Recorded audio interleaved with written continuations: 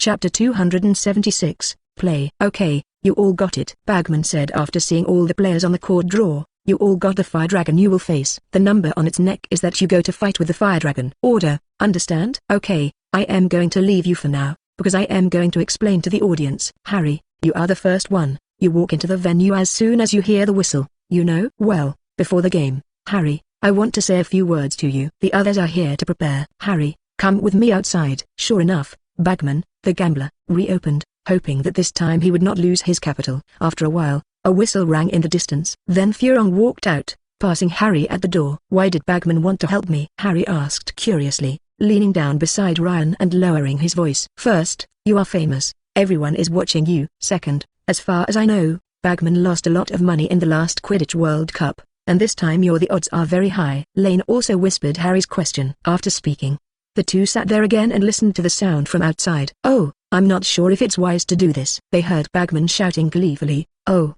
Just a little bit. Be careful. OMG, I thought she had succeeded. I have to say that Bagman's commentary is very good, exciting. The only bad thing is to make Ryan and their competitors feel more nervous after listening. More than 10 minutes later, the audience burst into cheers again. As everyone knows, Furong must have succeeded. Harry stood up blankly. He was the second, and when the applause and cheers rang again, he walked out of the tent. When Harry walked onto the field, everyone's eyes were on him, and the cheering sounds on both sides were mixed with some not friendly cheering. But Harry wasn't able to take care of this at this time. He turned his gaze to the dragon across the field as soon as he played. I have to admit that the Swedish short-nosed dragon in front is very beautiful. The silver-blue scale armor combined with the elegant streamlined body looks like a special beauty, but now the dragon is crouching there to guard its nest of eggs, while its wings are half open, and two eyes staring at Harry closely. There were blue sparks in his nose from time to time.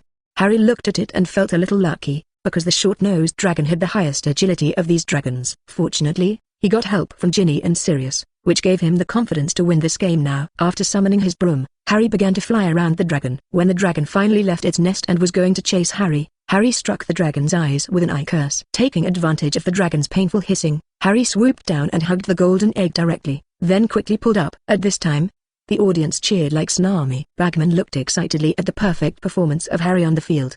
He felt that a large amount of Jin Jialong was constantly shortening his distance from him. Look! Bagman shouted loudly. Look! Look! Our youngest warrior got the golden egg as fast as possible. Well, this will narrow the gap between Mr. Potter and other warriors. The gap. It also fully shows that Harry Potter is a true warrior. It seems that Harry has succeeded. Another girl from Booth Button went out while Lane was thinking. If she ignored her slightly trembling hands, the girl was very calm when she went out. Fortunately, the previous players successfully completed the game. Although from the explanation of Bagman, Ryan can hear that there may be some minor injuries. It's just that things changed a little bit after Crumb entered the field, and Ryan heard Bagman shouting loudly, "Oh, my God, be careful." The dragon trainer hurried to play. Then came the sound of a group of wizards reading a coma spell and a heavy object falling to the ground. Then the noise on the field grew louder. Everyone is quiet. Ryan heard Professor Dumbledore's voice. Please take everyone back to their original position. The dragon trainers just showed that they have the ability to control the accident, so everyone can calm down. Continue to watch the game. Of course, Mr. Crumb of Team Strand will naturally receive the best self-treatment, and there will be no sequelae. As we announced before the game, this 3-strong competition will definitely guarantee every participant's life is safe. Sure enough, Dumbledore was a man of great esteem, and the audience on the court gradually recovered from his comfort. It's finally time for Ryan to play. After adjusting his mind, Ryan left the tent after the whistle sounded, crossed the gap between the wooden railings, and came to the field. Smell the faint smell of barbecue in the air, and then match the audience with a black mark on the side of the retaining wall near the exit and a big pit on the ground. Ryan immediately inferred that Mr. Crumb, who was in front of Destrom, didn't know what to do to anger the dragon, let the dragon run out of control and attacked him when he was ready to leave the game. Even the flames that spewed away from the audience, the seats are very close. Fortunately, the dragon trainers stunned the dragon in such a situation. The big pit on the ground should be left when the dragon fell. Maybe in this case, the 3 principals shot, but unfortunately they have been in the tent just now, and did not see this wonderful scene. Of course, this is not a big pity. www.mtlnovel.com. Ryan shook his head to start the game. The Hungarian tree peak is now standing on the other half of the field, half looking up at Ryan with a vigilant body. The Mars erupting from his nostrils can be seen to be a little irritable after a long wait, but it may be that Ryan is not threatening and there is a nest of eggs to watch. So the dragon just stayed there and kept his sight on Ryan. The Hungarian tree wasp is the largest of these kinds of dragons, plus the mace-like tail hits the ground without much effort, and the thorns still pierce many deep pits on the ground. Ryan raised his wand at this time and made a circle above his head, and a pale blue alchemy array rose from the bottom of his feet. Then some iron products on the field came out of the original direction and flew over. "What are we young players doing?" Bagman said in a questioning tone. At this time, the irons had been cast in front of Ryan into a small iron with a long arm and a thin iron bar with a pointed tip. "We know that this Ryan classmate on the field is good at alchemy, and even uses alchemy to pass the age circle. Now he is forging a weapon with alchemy, but it is not a good idea to wield a weapon and fight with a dragon." At this time, the iron vertebrae had been forged, and Ryan cut a small wound on his hand with his wand. Then quickly used blood to attach various runes to this iron vertebra. Because this process did not generate much energy fluctuations, the dragon just stayed vigilantly watching Ryan. But in this case, it was a bit boring, and there was a buzzing noise on the stage. Especially after the first iron vertebra was made 2 minutes later, Lane started to make another iron vertebra. At this time, the noise on the field was even louder. Chapter 277, Railgun. We don't know what the Ryan classmate underneath is doing now, but I think he shouldn't drag it too long. After all, the scoring in this game is also closely related to the time it takes to complete. At this time he saw that Ryan had completed the production of 2 iron bars and suspended the 2 iron vertebrae at the height of his chest. Then he raised his right hand and pointed the wand at the sky to draw a rune. "Okay, now Ryan has a move. Let's see what he will do next." "God, what is this?" Bagman suddenly exclaimed. "Today's weather is not very good. There is a thick cloud in the sky." When Ryan finished the last rune of the rune with his wand, the entire rune flashed into a blue light and flew directly into the sky. Then a thunderous thunder came from the cloud, and a flash of lightning flew from the cloud to Ryan on the field. "What's going on?" Bagman's voice of doubt covered the entire stadium. He also asked what the audience was saying, because everyone couldn't figure out why Ryan called lightning to hack himself. But lightning didn't hack Ryan directly as everyone thought. After all, he was not ready to cross the robbery at this time. As lightning was about to hit him, Ryan gently waved his wand and guided the current to the alchemy array under his feet. When the current entered the alchemy array, the lines of the alchemy array began to flash one after another. These currents formed an alchemy array at the feet of Ryan filled with countless blue and white lightning. Soon under the direction of his wand, these currents were directed from the alchemy array into a long arc formed by the current. Then these arcs wound around the 2 iron rods covered with blood-red runes in a circle in front of him. "Is this the legendary electromagnetic gun?" Swindon, the future Earl of Glamorgan, exclaimed in a low voice after seeing this scene. "Electromagnetic gun? What's that?" After all, it's only 94 years. As a girl who doesn't love military and science fiction, Hermione doesn't know what the third-grade elementary girl next to her is talking about. "It's a weapon that fires shells with electromagnetic force. I have only seen it in science fiction and the movies before. I heard that the Mole military is researching this, but unfortunately no experimental products have been made until now. It's a miracle that the wizard can directly accomplish this with magic." The seniors cheer. Swindon waved his hand with the flag with the Hogwarts school badge on it. Hermione looked at the schoolgirl next to her who was excited after seeing Ryan's magic and felt a little speechless, because she didn't understand what was exciting about this electromagnetic gun. Suddenly, there was a burst of exclamation around her, and she quickly turned her attention to the field. At this time, the light on the field started to become dazzling. The lightning-filled space in front of Ryan turned into a dazzling white light olive-shaped light ball, with countless blue and white arcs wrapped around it. Now everyone on the scene felt that the light ball in front of Ryan was radiating power. Many people felt the feeling of being blown on the skin by the wind, and they heard a small buzz in their ears, even a kind of face sticking to the uncomfortable feeling of a spider web. Ryan's magic robe on the field also kept swinging, as if the wind was blowing again. Naturally, the dragon opposite to these changes also felt. The Hungarian wasp played its wings violently, and it looked like it was about to rush.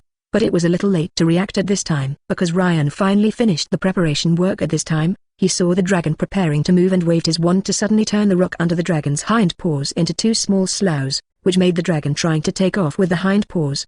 He lost his balance directly and at the same time plunged his hind paws deep into this mud. After that, Ryan waved his wand again to turn the slough back to the rock, and firmly fixed the dragon's hind paw to the ground. Naturally, this ordinary rock couldn't trap the dragon for too long. The rock just under its feet was quickly covered with cracks, and it seemed that the big guy could break free from the ground in a few seconds. Oops, the dragon is about to take the initiative. We can see a lot of sweat dripping on Ryan's forehead at this time. Obviously the spell currently used by Ryan player is extremely difficult for him at present. I hope this spell can work to a sufficient effect. After all, confronting a giant dragon head-on, even if it is a well-trained adult dragon trainer. Speaking of this, Bagman suddenly stopped because Ryan moved when he spoke. Railgun. As Ryan pointed his wand at the dragon and screamed, an orange-red light with countless arcs struck the Hungarian giant beyond the field with an unprecedented momentum. The dust was rolled up under the trajectory of the light, which caused a violent wave on the field. The fast-moving rune irons exceeded the speed of sound when flying, and a brief but extremely strong explosion was heard on the field. "Oh, Merlin. How did the Ryan player do this scene? He actually knocked down the dragon. Merlin's fat panties. Bagman's exclamation came from the stage. This is a combined spell made by Ryan after combining alchemy and thunder. It is well known. The dragon's thick skin is permeated with ancient magic, and only the most powerful spells can penetrate. Ryan now only has two methods of penetrating dragon skin directly, Leafer and the large alchemy array, but no matter which method will reveal his excessive cards. So Ryan took a different approach. After figuring out the principle of the Gaussian rifle obtained from the world of radiation and getting the rune for dragon skin in the school library, he made this magical electromagnetic gun by integrating this knowledge. Under the observation of Ryan's magical eagle eye just now www.mtlnovel.com, he saw the first time vertebrae with huge kinetic energy and runes met dragon skin after a short period of time, but it was also exhausted. It consumes a large amount of dragon scales on the dragon's chest and magic defense on the dragon's skin. Then the second iron cone came one after another, drilled in from the chest where the dragon had no defense at all, and then with the help of runes, the kinetic energy and magic power above were directly transformed into powerful explosive power. This explosive force is not small. Ryan just saw the explosive force let the dragon stand upright, and then fell back, and his body bulged. When the dust that had just stirred up fell a little, he finally saw his fighting results. The dragon was overturned by the hole. His head leaned against the guardrail and his abdomen fell against the sky. There was no blood from the scales, nostrils, corners of the mouth, and eyes. The whole dragon looks like it has turned red. It seems that the thick skin of the dragon with powerful magic defense helped it at this time. The tough skin prevents those blasts from scattering energy after the explosion, and finally it is absorbed by the fragile internal organs. It was obvious that Bagman's vision above was not affected by the dust, so he exclaimed after seeing this scene. The dragon nest was intact because the dragon had just been directly flown, and the golden egg could be seen gleaming inside the dragon nest. Ryan quickly stepped forward to pick up the golden egg at this time, and he was cheered on the field when he was shocked by the loud noise just now, accompanied by a passionate speech by Bagman. Look, our 14-year-old player completed the game with an absolutely overwhelming force. He succeeded. Chapter 278, End of Game 1. Obviously, classmate Ryan knew that his current strength might not be able to defeat the dragon, so he found another way at this time. Bagman began to analyze the game just now. Hearing here, Ryan started walking back with the golden egg in between. Just about to walk off the field, I saw a group of dragon trainers rushing in through the entrance and started to check around the Hungarian wasp. He heard Charlie shouting excitedly, "Damn, Salsa's vitality has disappeared too quickly. The potion may not have time to work." It seemed that he had just used too much force, and Ryan thought to hurry to the golden dragon and ran to the edge of the dragon. At that time, the dragon trainers had been busy around the dragon. Some dragon trainers poured potions on the dragon's mouth and wounds, and some were writing some spells to the dragon. However, these efforts have not been very effective. After opening Eagle Eye, he can see that the dragon's life is still being lost. "Your game is over. What are you doing standing here?" Charlie walked over, with some exhaustion in his voice, and Ryan heard some dissatisfaction from his tone. This is also normal. After all, the dragon that has been raised for so long was almost killed by Ryan, and it was naturally uncomfortable in his heart. "I think I have something to save this dragon, but you need to help me keep it secret." After that, Ryan pulled out a small test tube filled with golden liquid like flowing gold. "This thing is?" Charlie did not recognize what was in Ryan's hand, but he could feel the power of light and life in it. "I can only tell that this is sunshine, a little thing I got out of when I learned alchemy," Lane whispered to Charlie. "This is actually a kind of good thing that Mr. Liu Ozen can quickly replenish his vitality after Ryan shows the crystal of sunshine to Mr. Liu Ozen. But such a thing has never been tested before, and this is just an opportunity." Charlie was a little hesitant after seeing this thing, but the exclamation of the companions over there indicated that the dragon was getting weaker and weaker. At this time he did not have enough time to think about it. In this case, Charlie gritted his teeth and took the test tube in Ryan's hand, then turned his head and ran to the fallen dragon. He didn't forget to say thank you to Ryan when he turned around. When Ryan was about to approach the exit, he heard cheers from the dragon trainer. "Successful, the things you brought Charlie are really useful. This dragon's life loss rate has slowed down. I think we can save it." It seems that the liquid produced by this crystallized sunlight can quickly replenish life. Ryan's mouth slightly raised at this time, showing a happy smile. "And if you can save the dragon, it means that this agent can act on enough creatures. In this case, there will be many places where this thing can be used." At the exit of the venue, Lane was stopped by Professor Dean McGonagall. "It's awesome, Ryan, especially your metamorphosis, which traps the dragon for a few seconds, is really just right." This kind of words is very high from the harsh Professor McGonagall's mouth. Praise.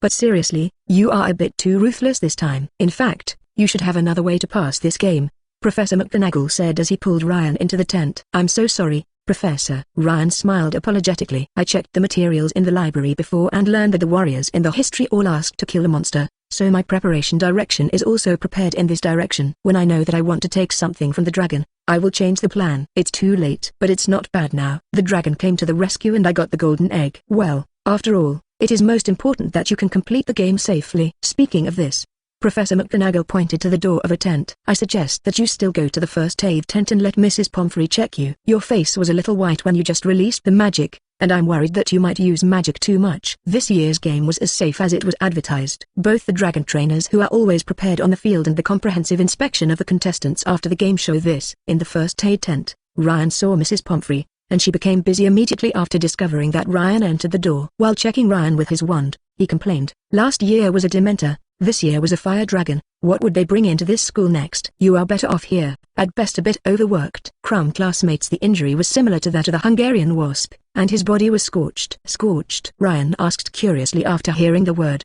Probably because the people in front passed through smoothly, especially the youngest Harry got the golden egg so quickly. This made Clum, who was already a celebrity, a little impatient. As a result, the flying dragon curse took the real dragon egg. It was indeed thrown away that led to the dragon.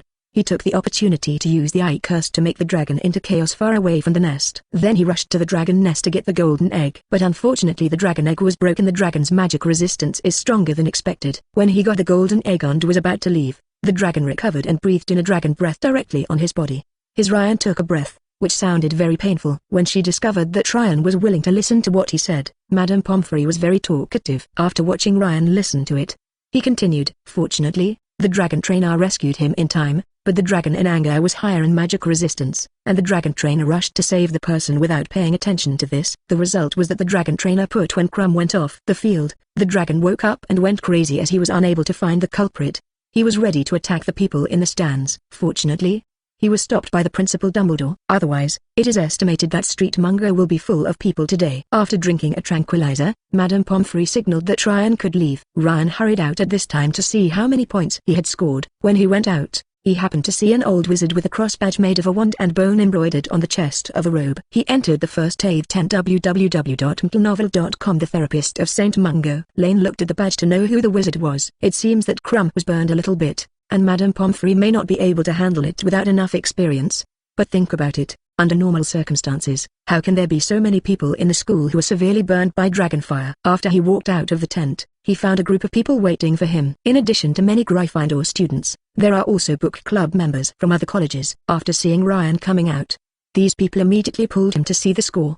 The degree of anxiety was like they were playing on the field before. In the excitement of everyone, the score has been projected into the air by the raised wand. Mrs. Maxim, 7 points. Mr. Crouch 8 points. Dumbledore 8 points. Bagman 8 points. The lowest is Kakarov, who only gave Ryan 5 points. It seems that this man is completely shameless for his school's victory. This Kakarov is too unfair. He gave other school participants a score of 4 or 5. Crumb was scorched but gave a 10. Lane heard the students around complaining. After all the scoring, Bagman found Ryan and asked him to return to the tent because he had something important to announce. Chapter 279, After the Game and Changes. When Ryan walked into the tent, most of the people came together. Harry stood there and said hello to Ryan. "You were too good at that moment, Ryan." "You're the same," Lane said to Harry with a smile. "It's very clever, and it's the fastest one." Just when the two were blowing each other's business, the tent curtain was opened, and a mummy-like person wrapped in white bandages slowly moved in a wheelchair. At this time, the entire tent became quiet at once. "Is this Crumb?" Hart whispered to Ryan around him in a surprised tone. "It should be." Ryan nodded slowly. "I heard Madame Pomfrey during the medical examination that Crumb was scorched by the dragonfire. When I first went out to see the score, I saw the therapist of Street Mungo coming. The dragonfire may not be so well treated." It was found that the atmosphere in the tent was starting to be wrong, and Bagman quickly said, "The wounds on Crumb's classmates have been checked by a professional therapist in the Street Mungo's biological injury department and confirmed that they can fully recover within a week. So please don't worry about safety. The problem is that the Ministry of Magic has invested enough power in the safety of this contestant to ensure that everyone can pass the game smoothly." Bagman's speech was indeed full of passion and attractive enough. It's a pity that Crumb, who was tied to the dumplings in the wheelchair, made his speech less convincing. When he finished, all the competitors just smiled politely in response. Obviously, Bagman also discovered this, so he began to directly explain the next task. Although everyone ranked in this game, remember that there are 3 games in total, so you don't have to use the first game results. Pay too much attention. After a brief summary of the previous game, Bagman finally began to talk about the content of the next game. "Okay, I have only a few words to say. The second project will be on February 24th next year at 9:30 AM at the beginning. Before that, you can rest for a long time. You look down at the golden eggs in your hands and you will find that they can be opened.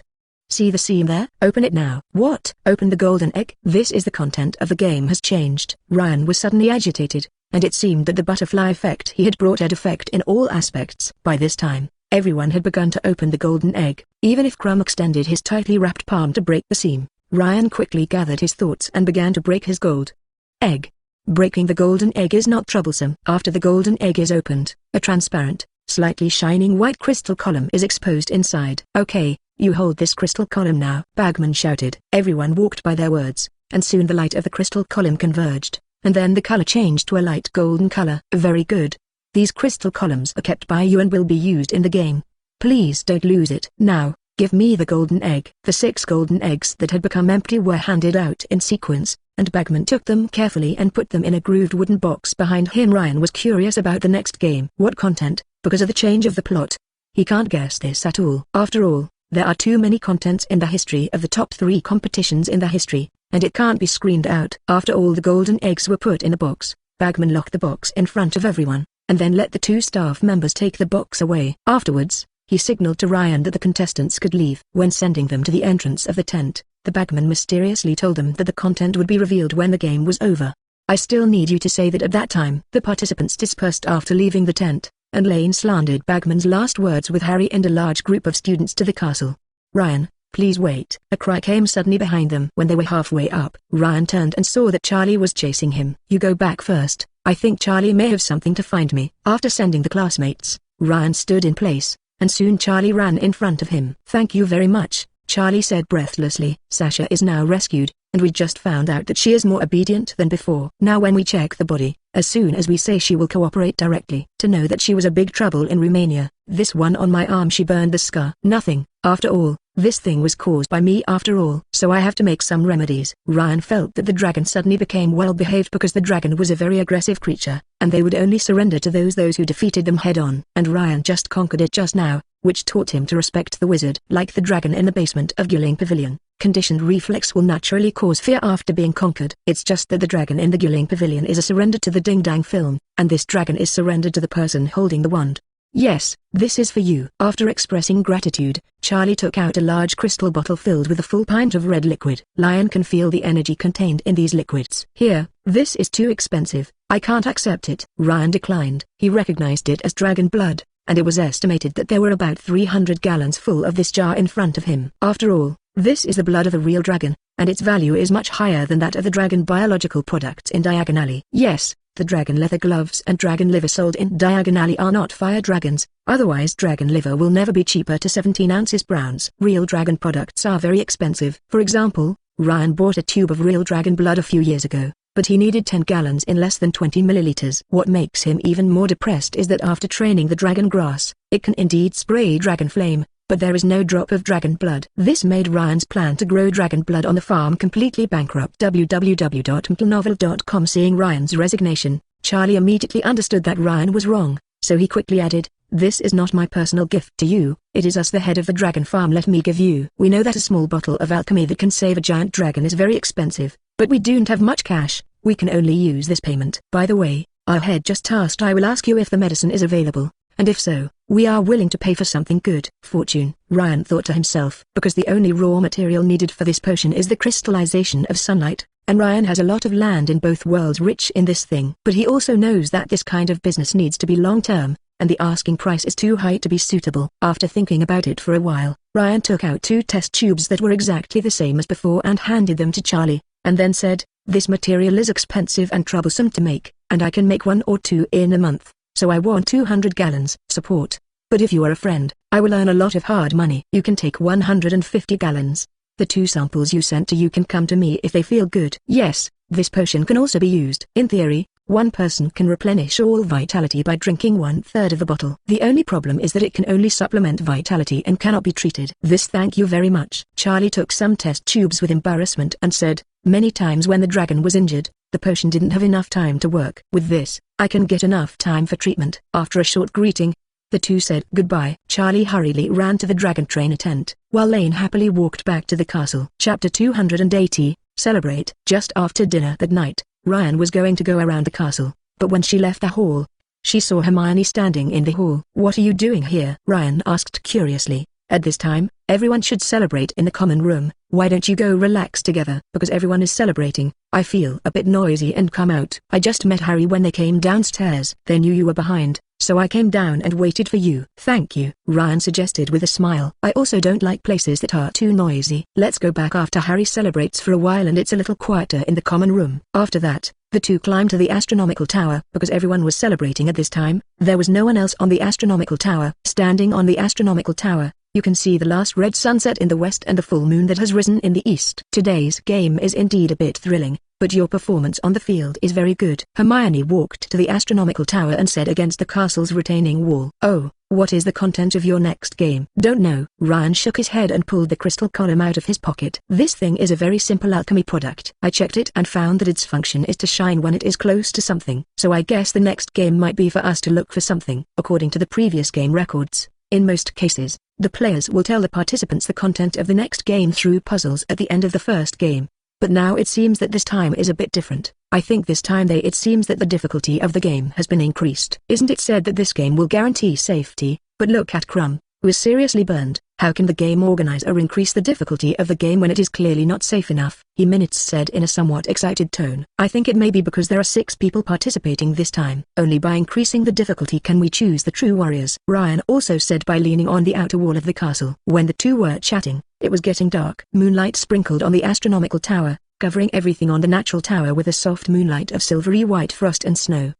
"So the next game is the one that examines multiple abilities. I think I'm fine," Ryan concluded. "I think so, but it is better to be cautious in this case. After all, there have been too many accidents in this game." Hermione stared at Ryan very seriously after she finished speaking. "Relax, you know I'm not such a reckless person." Ryan looked at the serious face of the girl in front of her, and the silver moonlight spilled on her face, making Hermione's face look different from usual.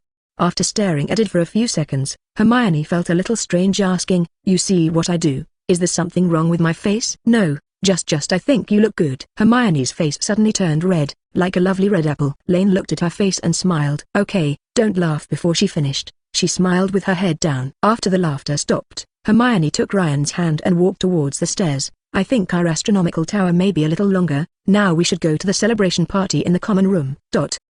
"Oh, when was the first time we met?" Hermione asked suddenly while walking down the corridor back to the common room. "Well, let me think about." Lane stopped in the corridor. "It should be the 2nd or 3rd grade of elementary school." "What kind of performance does the school hold?" "You play the piano on it." "Then I was directed by the teacher to give you flowers after you performed." "Ah, I remember that too. At that time you looked like a nerd." "Nerd? Are you sure you are not talking about yourself?" "Ha." When the two of them went back to the Gryffindor common room with laughter, cheers and noise broke out again. Tables and chairs are piled with hill-like cakes, as well as a pot of pumpkin juice and butter beer. The twins set off some fireworks they made themselves, and many stars and sparks flickered in the air. Dean Thomas, who is good at painting, hung a lot of banners in the common room. Half of the banners were painted with scenes of Harry riding a crossbow arrow and flying around the wasp, while the other half were painted with Ryan using electromagnetic gun, a trick to flip the dragon scene.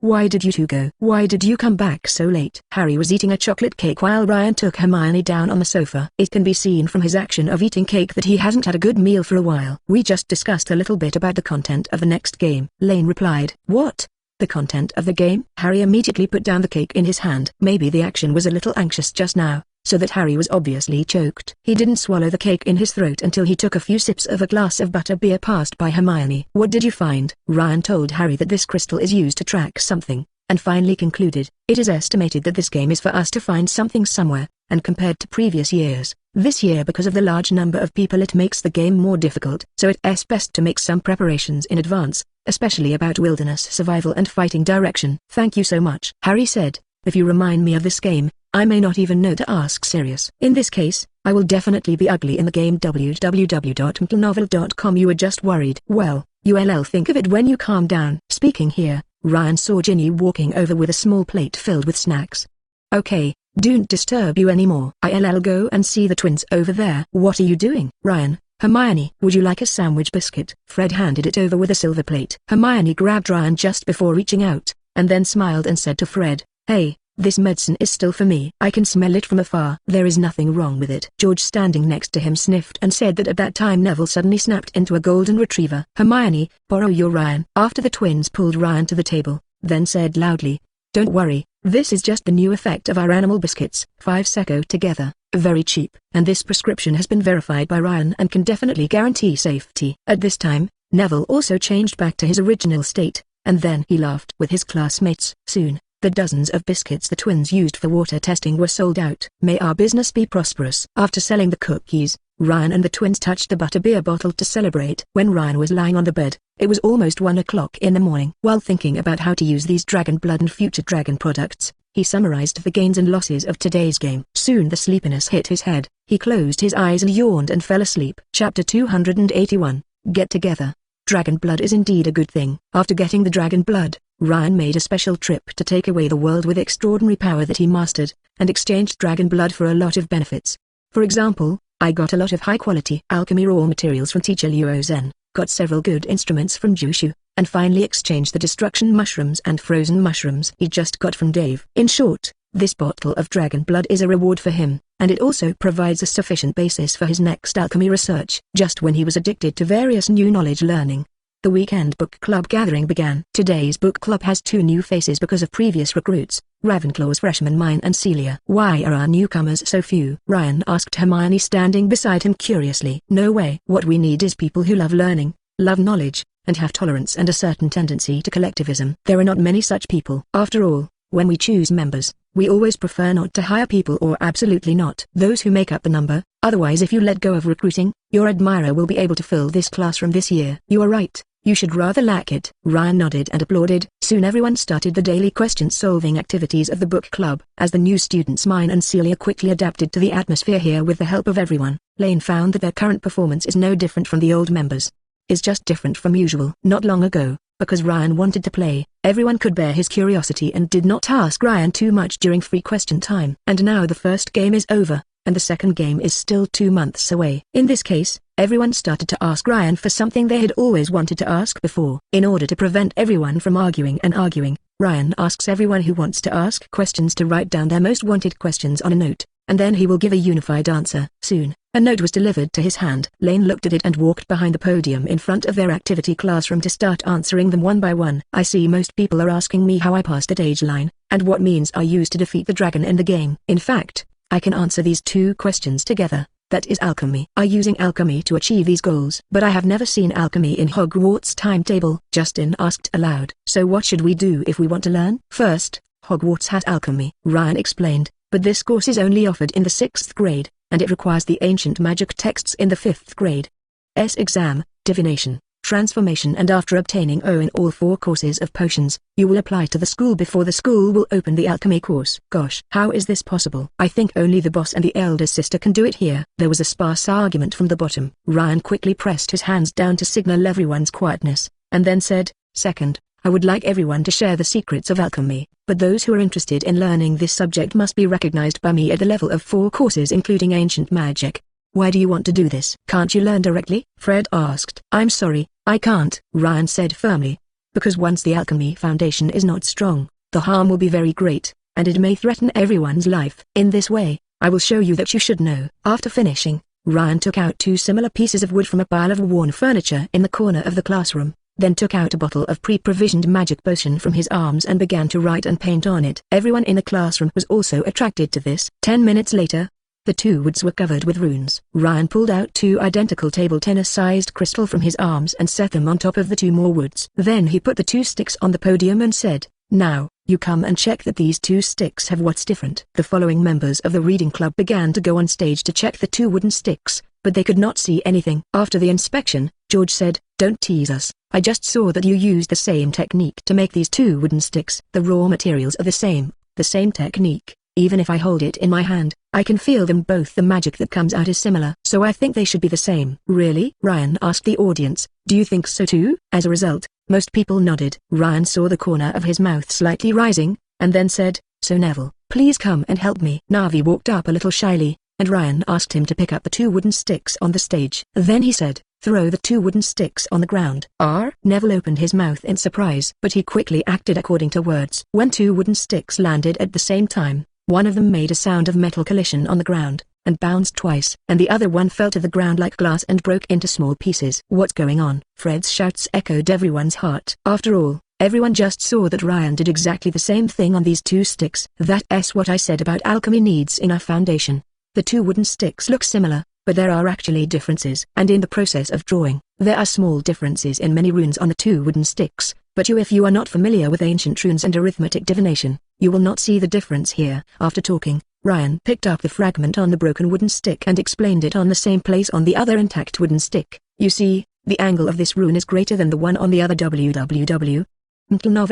Because of the difference in the surrounding wood texture, there are differences in the calculation factors of the spell allocation, and at the same time, the third formula of magic balance in J.B. Ibn Hayyan in the balance book. Speaking of what he was good at, Ryan began to gush on the stage and kept talking for 7 or 8 minutes before finally summing up.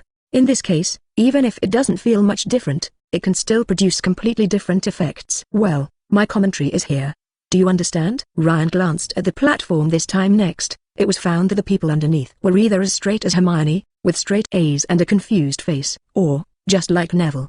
He was so sleepy that he couldn't listen at all. Okay Ryan, we know the importance of foundation. Janku stood up at this time and said, You are right, alchemy is indeed not what we can learn at the present level. At this stage, in addition to the knowledge in the textbooks, we still understand the ancient magic words to make sense. It's true. Yeah, sure enough. We were a little arrogant because we learned something before. Everyone's voice came from below. After the meeting, everyone was learning the textbook knowledge or some new runes, and no one proposed to learn alchemy anymore. It seems that this time let everyone understand that the beginning of learning knowledge is to have a humble heart in front of knowledge. So it seems that this party is still very meaningful. Lane and Gryffindor. After the party ended, the student thought with joy when he returned to the tower. Chapter 282, Fried Snail. After nearly a year of running in, the reading club is now developing very well. Under the guidance and organization of Ryan and Hermione, the book club is developing in the direction they expect. For example, at a reading meeting, Ryan carefully explained the principle of the magic when dealing with the dragon, and pointed out that the principle of this magic is based on electromagnetic induction and is directly inspired by a science fiction weapon of Mull. Science fiction weapons. Nobody in the book club showed dissatisfied expressions after hearing this, and even when everyone left,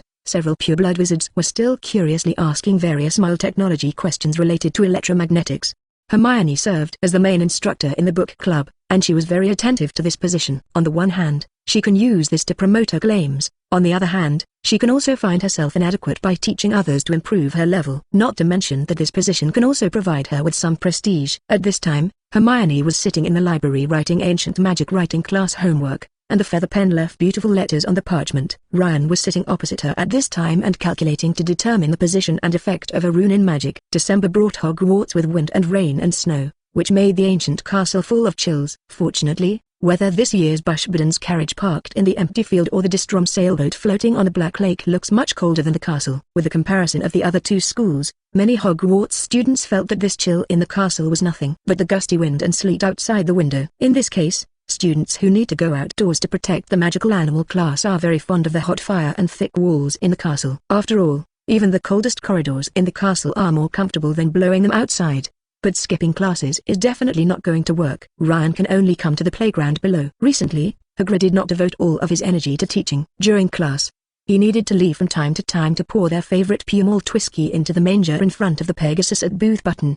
The feed trough in the corner of the temporary stable was filled with a smell of wine, which made the wizards dizzy. According to a Gryffindor elementary school girl, a bottle of this grade would cost around £20 a bottle in the Mull world. From this, it can also be seen that Booth Barton is indeed rich. However, this kind of intoxicating wine taste is not conducive to the class, because everyone in the class needs to take care of these terrible fried snails. After months of fratricidal killings, there are now only 10 snails left in a grid, but each of these is close to 6 feet long. The snails with thick great protective layers and swaying powerful legs are not safe things, especially they have tails that are constantly exploding and fire, and thorns and suction cups that look quite lethal.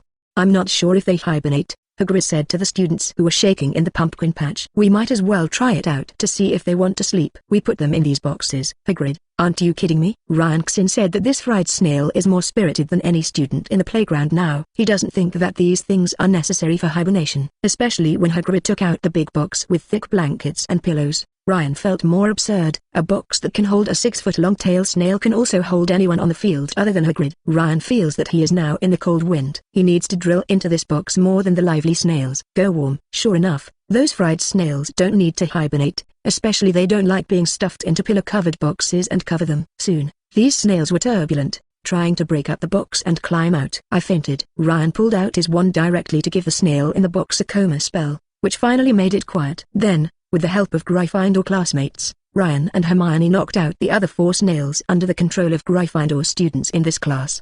Slytherin was one step late, and when they reacted, 3 snails successfully broke the box and escaped. As a result, under the circumstances of Malfoy, Crabbe and Goyle, the Slytherins fled into the Hagrid hut from the back door and locked themselves inside.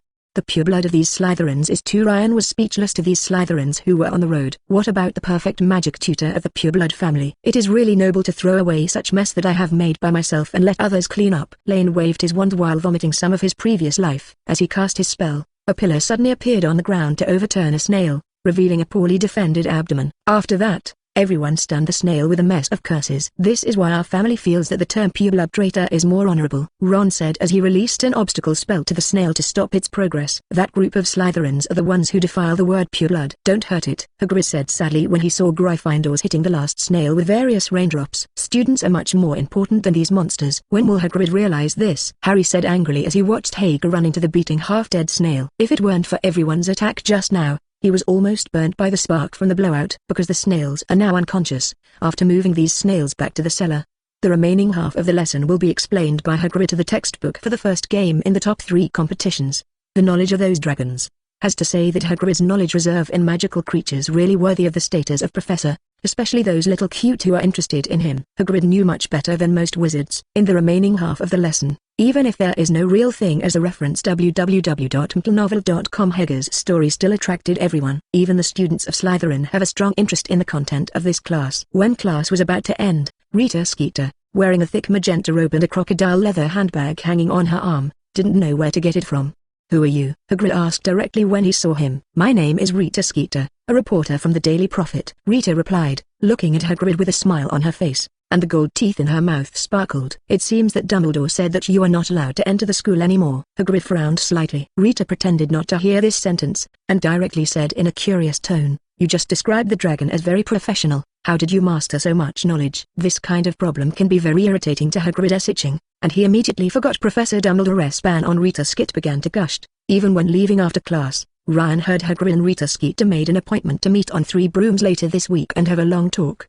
I hope he doesn't talk about the breeding of certain illegal creatures before, Hermione said when she returned to the castle. Even if it was normal, the woman would be distorted into sensational content, and it would be very bad if she knew what Hagrid had done before. Maybe I can use this opportunity to get rid of those snails. Lane thinks this kind of thing will also have a good side. Chapter 283, Caohai. Mr. Crouch has been working in the Ministry of Magic for 2 weeks. He was sent to Street Munger's hospital because he was exhausted in the office. He is now taken care of by his house elf. Minister Fudge went to Street Munger's hospital to give his condolences. A small box at the bottom of the 4th edition of the Prophet Daily the next morning marked the news. It seems that Mr. Crouch is unlikely to be controlled by the soul charm. Ryan looked at the newspaper and poured milk into his mouth. After all, as an official of the Ministry of Magic, there will definitely be a lot of examinations in the hospital. The soul capture cannot be concealed from the therapist of St. Munger. But he let the house elf follow him on behalf of his son Batik Crouch, who had escaped. Only in this case did he not need the house elf to stay at home. The problem is that now Batik Crouch, where is it? This made Ryan think about this problem all day long.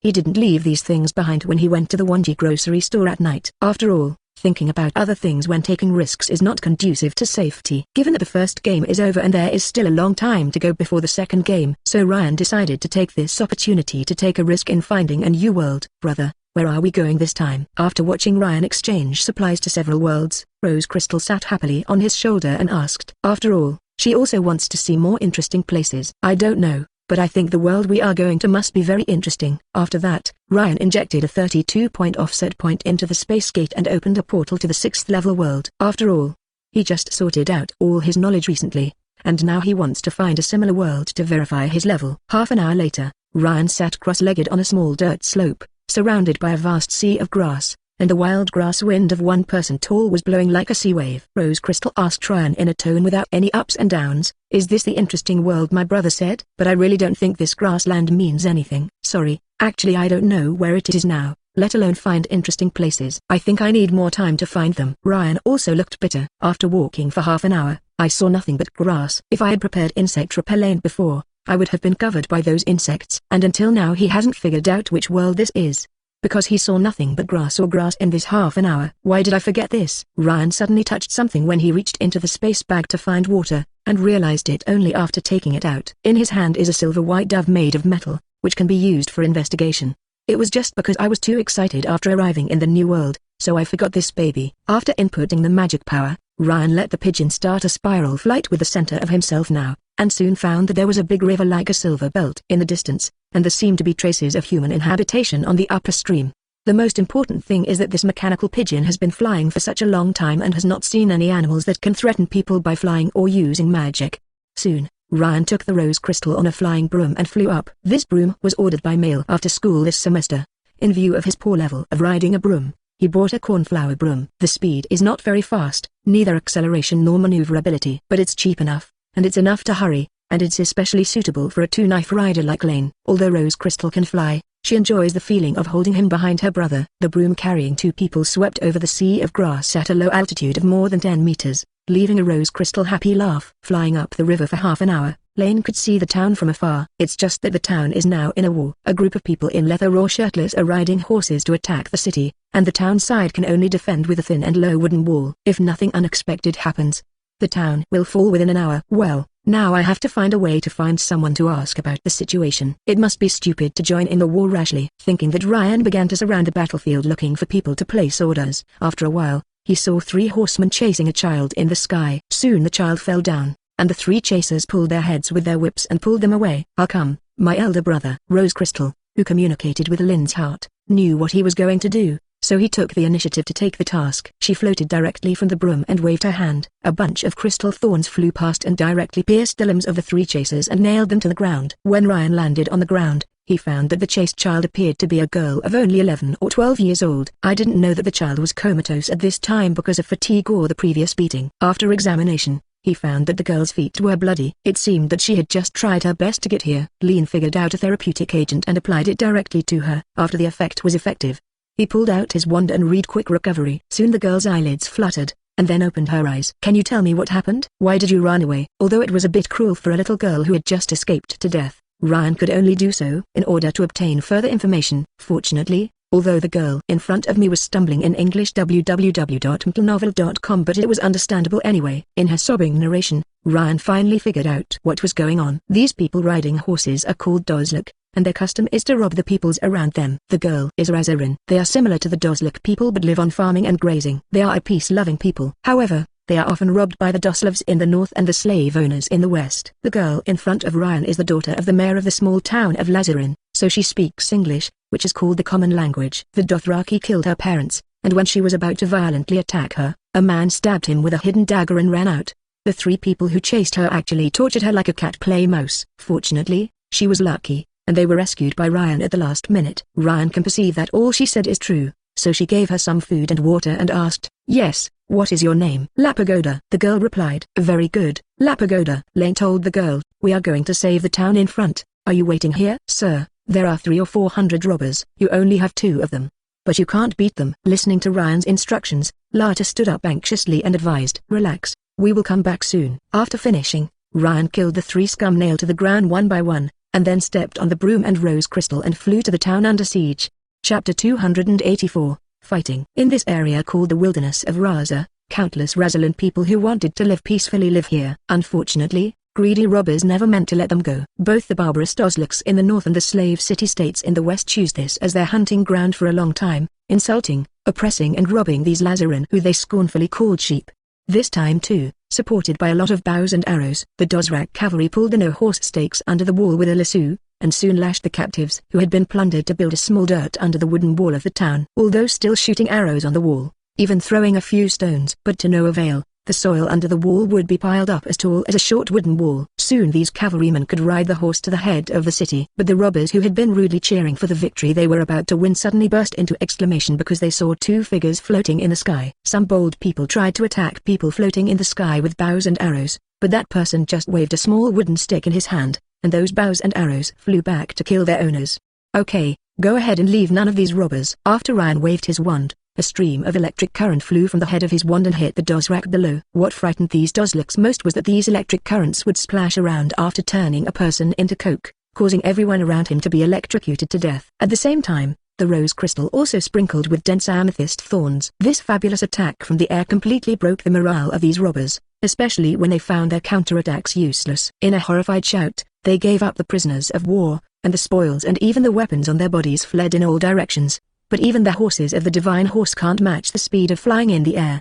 These Dothrakas were finally punctured by Lion's Thunderbolt or Rose Crystal. This is not so much a battle as a one-sided slaughter. Those Dothraki robbers are as vulnerable as the people who were burnt and looted by them under the magic attack. After killing the last escaper, Lane landed in front of the town. It's a pity that the people in the town can't speak English and can't communicate with Ryan. Ryan can only fly back to the place where he was just now to find the translation tower. Lata still trembles when she got off the broom. After all, flying was too exciting for her. After seeing the corpses of the Dothrakas in the land, she was startled and then howled. Ryan understood her mood, so she waited for a while before she vented her emotions before interrupting her crying and asking her to translate for herself and the people on the town wall. Unexpectedly, she stopped kneeling directly at Lane after she stopped crying, and then kissed his shoes. At the same time saying something in a tone similar to a ballad. Rose Crystal looked at this scene with a surprised look at this time, which made Ryan feel a little embarrassed. However, looking at Lata's expression so serious, he worried that if he stopped it, he might violate some customs and cause bad results. So he could only stand there motionlessly until La Pagoda did all this and stood up. Master. The words of Lata scared Ryan,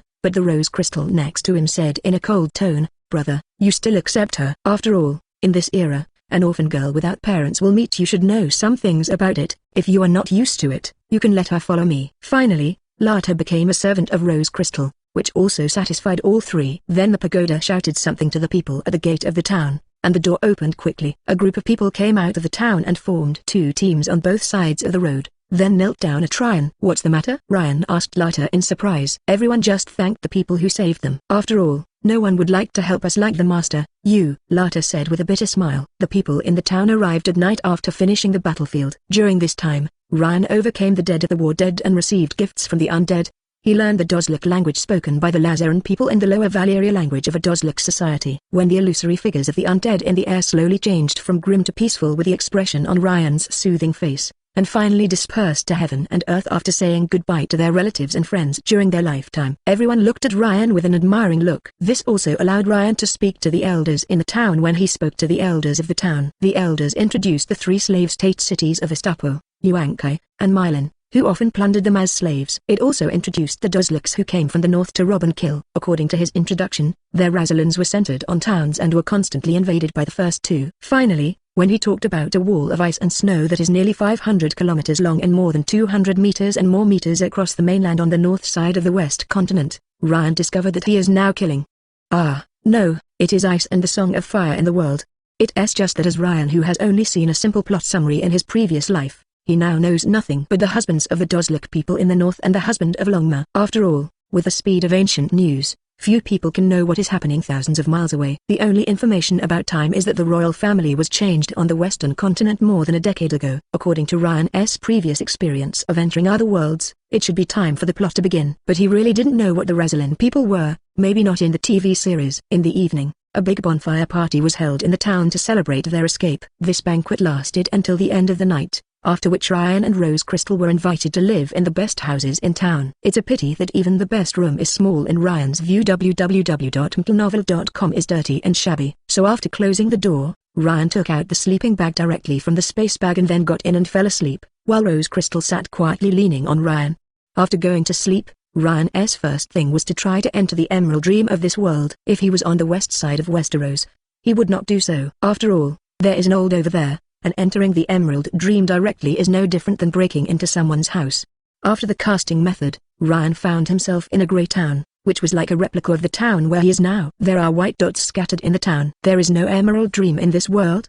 He suddenly thought of what Liu Zhan told him before. Not every world has an emerald dream, and the emerald dream must come only after the extraordinary power of that world has reached a certain level. If the supernatural power is too weak, that world will only produce a spiritual world where all powers are mixed together, instead of being divided into multiple worlds according to different power attributes like those powerful worlds. For example, the emerald dream formed by the power of life, the domain of the dead formed by the power of death, etc. Now this situation proves that the extraordinary power of this world has really weakened. After calling the rose crystal closely connected with his soul, the two began to explore this small town in the spiritual world. The little white light in the town represents the people in the town, but otherwise most of the town is grey. It seems that the search for tonight may be boring. Chapter 285, Climbing. Because she used a little soul of Ryan when making Rose Crystal, she was easily pulled into the spirit world by Ryan. After entering the spirit world, Rose Crystal flew into the air and began to search around, and soon she found something unusual. Brother, I see a great light in the center of town. A ball of light? Ryan couldn't think of anything in this low magic world that could emit light in the spirit world. Is it a dragon egg or Valeria steel? It is these two things in Lane's mind that are connected to the extraordinary. Thought that Ryan asked Rose Crystal to sit down on his shoulder and then hurried to the town center. As he approached the center of the town, Ryan also slowly felt that something seemed to radiate energy out of the center of the town. When they bypassed several houses and came to the square inches the center of the town, they were surprised to find that the white light came from the small temple on the square. On the platform of the temple, the statue of the High Shepherd exudes white light. Here, is there a in this world? Ryan asked in surprise when he saw the scene. Originally, he thought that there was no in this low magic world, but now it looks like there is a god. Idiot brother fool. Rose Crystal pulled Ryan's hair until Ryan shouted for pain. When you studied alchemy with teacher Liu Zhan a while ago, I read a lot of books outside, and some of them talked about gods. After finishing the Rose Crystal, she raised her small face high, and an expression came to ask me. I feel this little guy is more and more human. Ryan twitched his lips, then asked in a tone of advice, then my dear sister, can you tell me what you found? It's very simple. For gods, the power of faith is very important. If this is really a god, it is impossible to waste so much power of faith on a statue, especially this statue is made of ordinary wood. A rough statue carved out. I think the world consciousness of this world is probably just in chaos, and there is no at all. Even the so-called miracles are just a certain feedback from the world after enough faith in something. Never mind. After speaking, Rose Crystal flew straight into the temple, and then suddenly exclaimed, what happened? Are you okay? Ryan asked. Brother, we have made a fortune. After finishing, Rose Crystal pulled Ryan into the temple. He pointed to a pool of silver liquid in the groove under the idol and said, look, this is baby Tanyan. Ryan exclaimed after a few seconds of careful observation. This kind of thing he had only been introduced in Moshan Taoism, but he had never seen the real thing.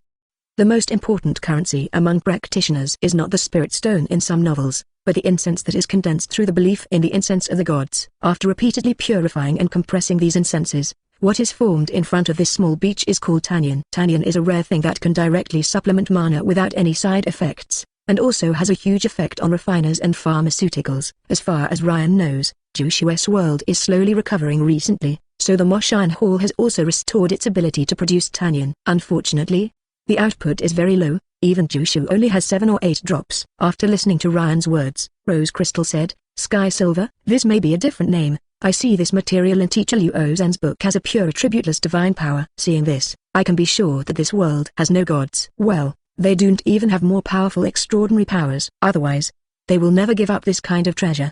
These days of silver should have overflowed after the gods could not bear the faith, and the magic of elapsed time finally became the attributeless divine power. After the two men made 5 points one by one, after looking at Tanyan, they looked at a large number of divine rose crystals with attributes attached to the statue and suddenly said, Brother, do you decide to develop in this world in the future? Of course. Ryan nodded. This world has extraordinary, but extraordinary power is very weak. I think I can get a lot of benefits from this world. If this is the case, how can I come to be the Supreme Shepherd so that I can help my elder brother? Rose Crystal suddenly said something that made Ryan feel astonished. Soon, under Rose Crystal's explanation, Ryan realized that this was not as difficult to imagine, but only Rose Crystal could be. The deity here is not an innate deity that represents the rules of the world, but an acquired deity formed by faith condensed by intelligent biological consciousness. Lin's master Moshan Taoist technique has a way to become an acquired god. The reason why he never considered it was that a human being would become a god, and the flesh would inevitably be eroded by the poison of incense. In the end, it would be unavoidable to abandon the flesh and become a wither ghost, and become a part of world consciousness. What does it mean that such words become God? The Western acquired spirits are also similar. Rose Crystal's book from Liu Zhan clearly stated that once he became a god, he would abandon the mortal flesh and rebuild the flesh with divine power. Since then, the gods will become slaves of faith. It is gradually influenced by the believer's subconsciousness until it loses itself, completely becoming a collection of will in the world. In any case, this practice of cultivating the gods and cultivating himself has no way of accepting, let alone subject to so many conditions. This is why he discovered that this world has the opportunity to become a god, but chose to give up. Not to mention that the power of God is greatly influenced by the world in which it is located. With the limitation of the extraordinary power level of this world, even if the god of strength at home is estimated to be beaten by Luo Zhen. But the situation of Rose Crystal is different. www.mtlnovel.com. She is a doll with an independent life, but her soul and consciousness are completely controlled by Ryan. Therefore, it is impossible to be contaminated by the poison of faith, nor be restricted by the consciousness of the world. Of course, she can have the chance to become and rely on the world without gods, and the extraordinary power is also at a low point. Otherwise her level does not have enough power to replace the existing faith.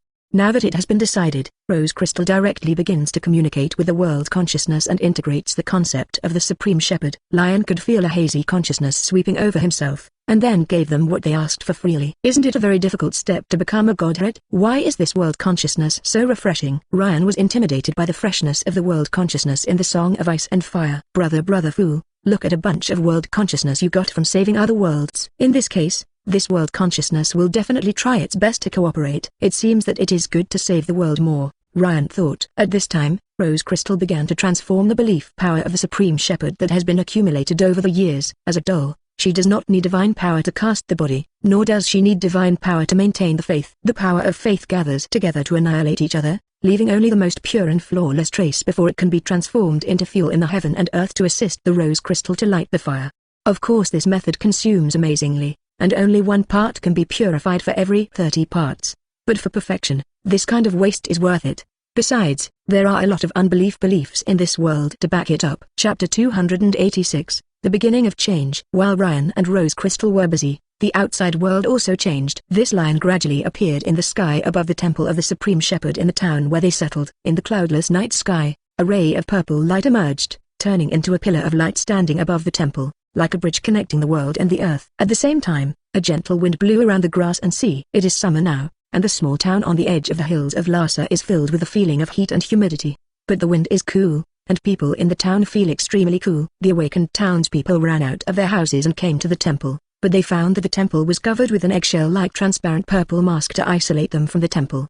What they did not know was that there were large or small movements in all the temples dedicated to the Supreme Shepherd. The gods, whether they are wood, stone, exquisite or extremely rough, have changed, and finally become as girl in a gorgeous purple dress. The girl holds an amethyst sword in her right hand and a curved shepherd's stick, but unlike the cane in the hands of past idols, a purple crystal ball was inlaid on the shepherd's stick in the idol's hand. It looks more like a staff. Is this the feeling of the gods? Fortunately, my soul belongs not only to me. Otherwise, I am afraid I have lost it. Rose Crystal knelt in front of Lane and closed her eyes and felt the change in herself. For an hour, with the help of Ryan, Rose Crystal successfully lit the fire. However, unlike normal gods, which take Shenhuo as the core, she is only operating Shenhuo instead of being integrated with Shenhuo. This gives her a certain distance from the true belief in the use of divine power. But this is not a flaw in a world without gods. If is not combined with divine fire at the same time, Rose Crystal cannot use the power of this world like a normal god. In contrast, she does not have to be bound to the world like those gods, but can leave at any time. It's just that after leaving, you lose all the power of being a god. However, the modified body and knowledge can be used even in other worlds. You can even release the magic in other worlds with the help of restored sky silver. Of course, the effect will be much worse. It may not even work in some worlds. In the process of ascending the gods, the appearance of the Rose Crystal has not changed, but the temperament has become more noble and majestic. However, under the premise that Shenhui was not effective for Ryan, he felt that the puppet was more cute with a serious face and hard work.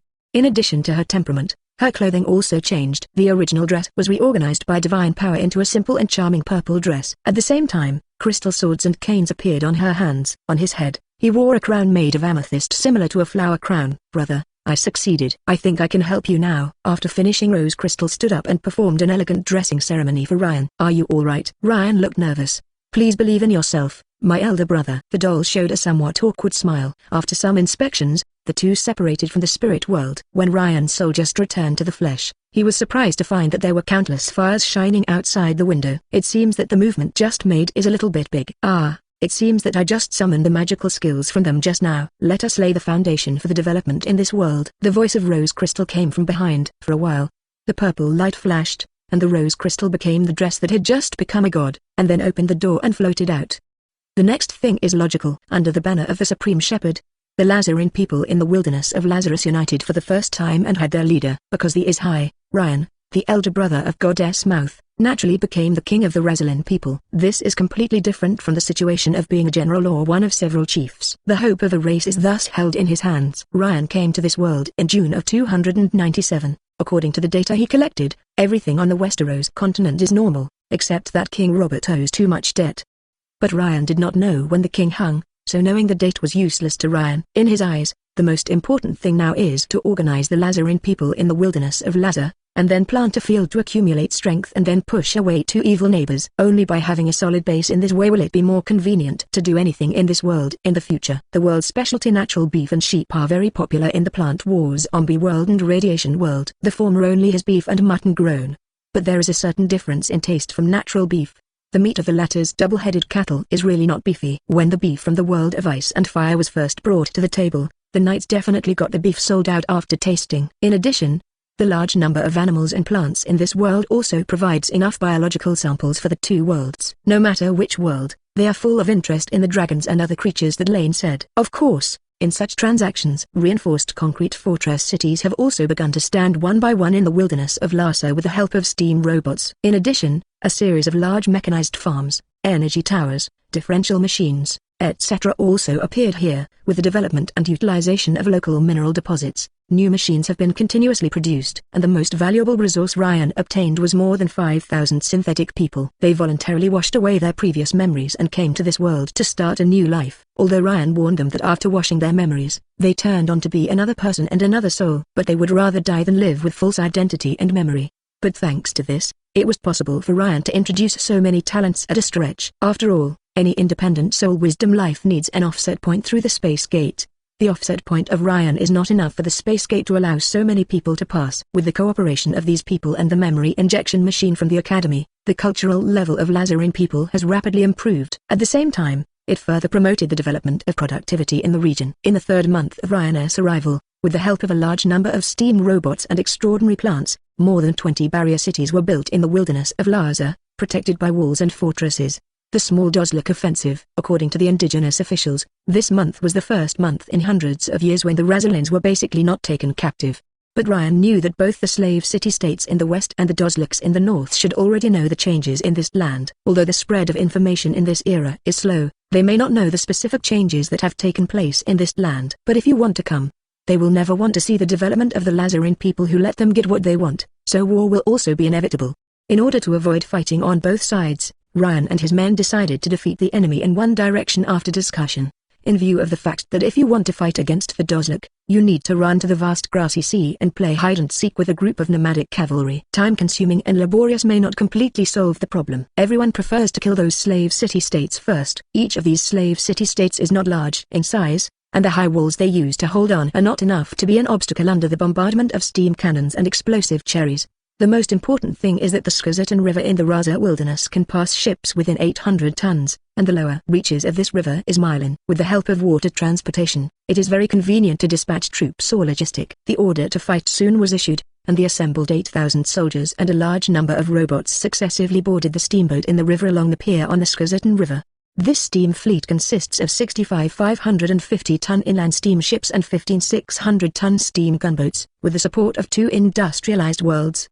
These ships were built in just over a month. Even when these ships were first transported to this world, they were considered to be a miracle, because no one on this land had ever seen such a large steel structure float on the water, even without wind and oars. Sailing. When Ryan rushed to the pier with a group of officers after the expedition ceremony www.mtlnovel.com, most of the people had already boarded the ship. Now the Tower of the Virgin is making the final prayer for the expeditionary force. Ryan. When they arrived at the pier, the previous blessing ceremony for the soldiers had ended, so Ryan saw that the tower was blessing for the weapon, and she shouted loudly while striking a bronze bell beside her.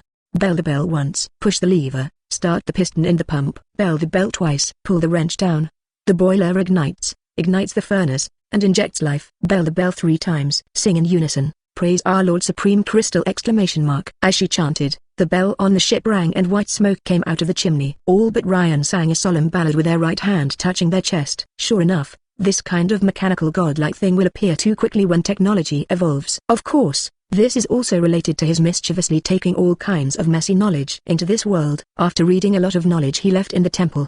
The priests in the temple compiled the scriptures based on these things. Lean also got one, which is also the first official book. On the cover, the third revised edition of the Crystal Canon is written in gilded text. When he saw the title at that time, he almost squirted out the juice in his mouth, but looking at the seriousness of the priests, he still accepted this strange book. Fortunately, these books are highly rated by everyone, and the morale of the army is very high. So Ryan will follow this development. In the sound of the whistle, the fleet started offshore. This will be the first time the Razalans have fought back after being bullied for hundreds of years. Chapter 287, Control Slave City-State. The city of Myriad is located on the northernmost coast of Slave Bay, on a sandstone cape near the mouth of the Skazatan River. To its east is a series of hills, and then there is a sandstone mountain range. In the past, countless mercenaries went to Rasa to burn and kill the captives through the Kaiser Pass in the mountains. On the flagship bridge, Lane looked at the city from a distance with a telescope.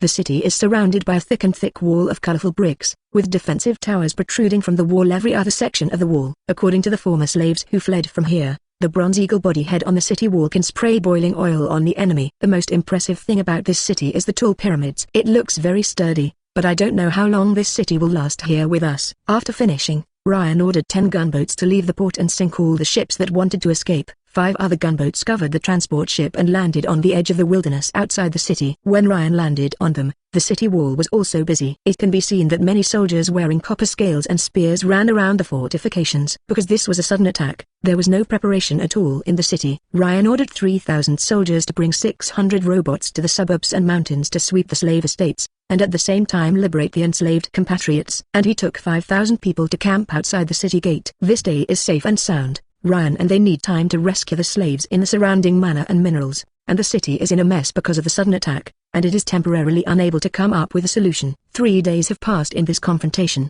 and no conflict has occurred except that the gunboat sank 5 or 6 ships trying to leave the port. The army that liberated slaves went to the countryside and killed 1,200 slaves with 0 casualties. At the same time, it rescued more than 20,000 slave Razalans and thousands of other people. The liberated slaves were sent back to Rasa in a steamboat after a general medical examination, and some soldiers even found them there. Their relatives were taken a long time ago. This makes everyone's desire to fight more intense. On the 3rd day, the city gate was opened.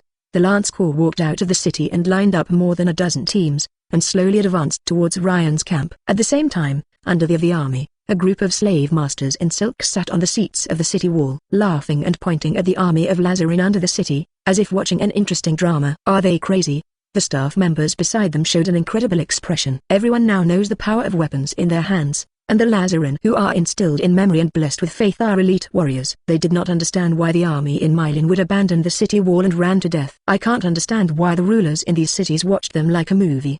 But the stupidity of the enemy is also a good thing. And soon the Razalan army also formed a square array with the company as a unit. In the gap of the square array are steam robot guns or steam machine gun robots. After the pikemen on the opposite side left the gate for a distance, the Razalan army opened fire. The battlefield was immediately filled with white steam. The dense lance array was easily swept by the projectiles shot by the steam machine gun, and the shells filled with explosive cherries were projected by the steam artillery into the battlefield and the city wall, exploding a lot flesh composed of flowers.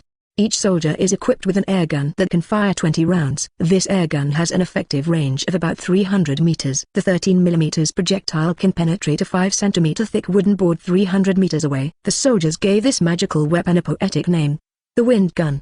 They used a wind gun to easily knock down the fish that were leaking out of the smoke from 100 or 200 meters away, and the logistics soldiers shuttled back and forth between the shooter and the steam inflation station to change the gas cylinders for the shooters.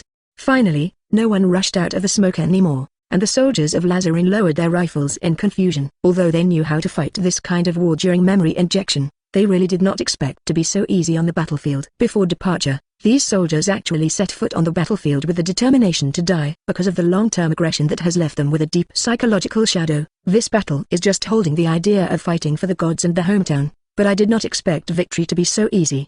Finally the smoke disappeared, and the battlefield in front of the city gate was revealed to everyone's eyes.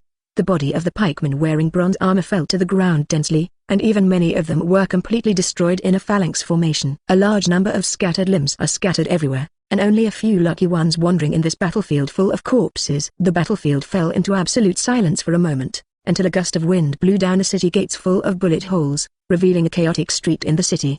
Rush in. At this time, the chance is not a fool. Under the command of the officer, the Razalin army quickly rushed into the gate through the unguarded city gate. In the case of losing most of the army and commanders, the slave owners who ran to the wall were almost completely destroyed in the first round of shelling, and by the way, the city completely lost its command. Lazarin the army completely wiped out the resistance in the city and occupied Milan with single-digit casualties.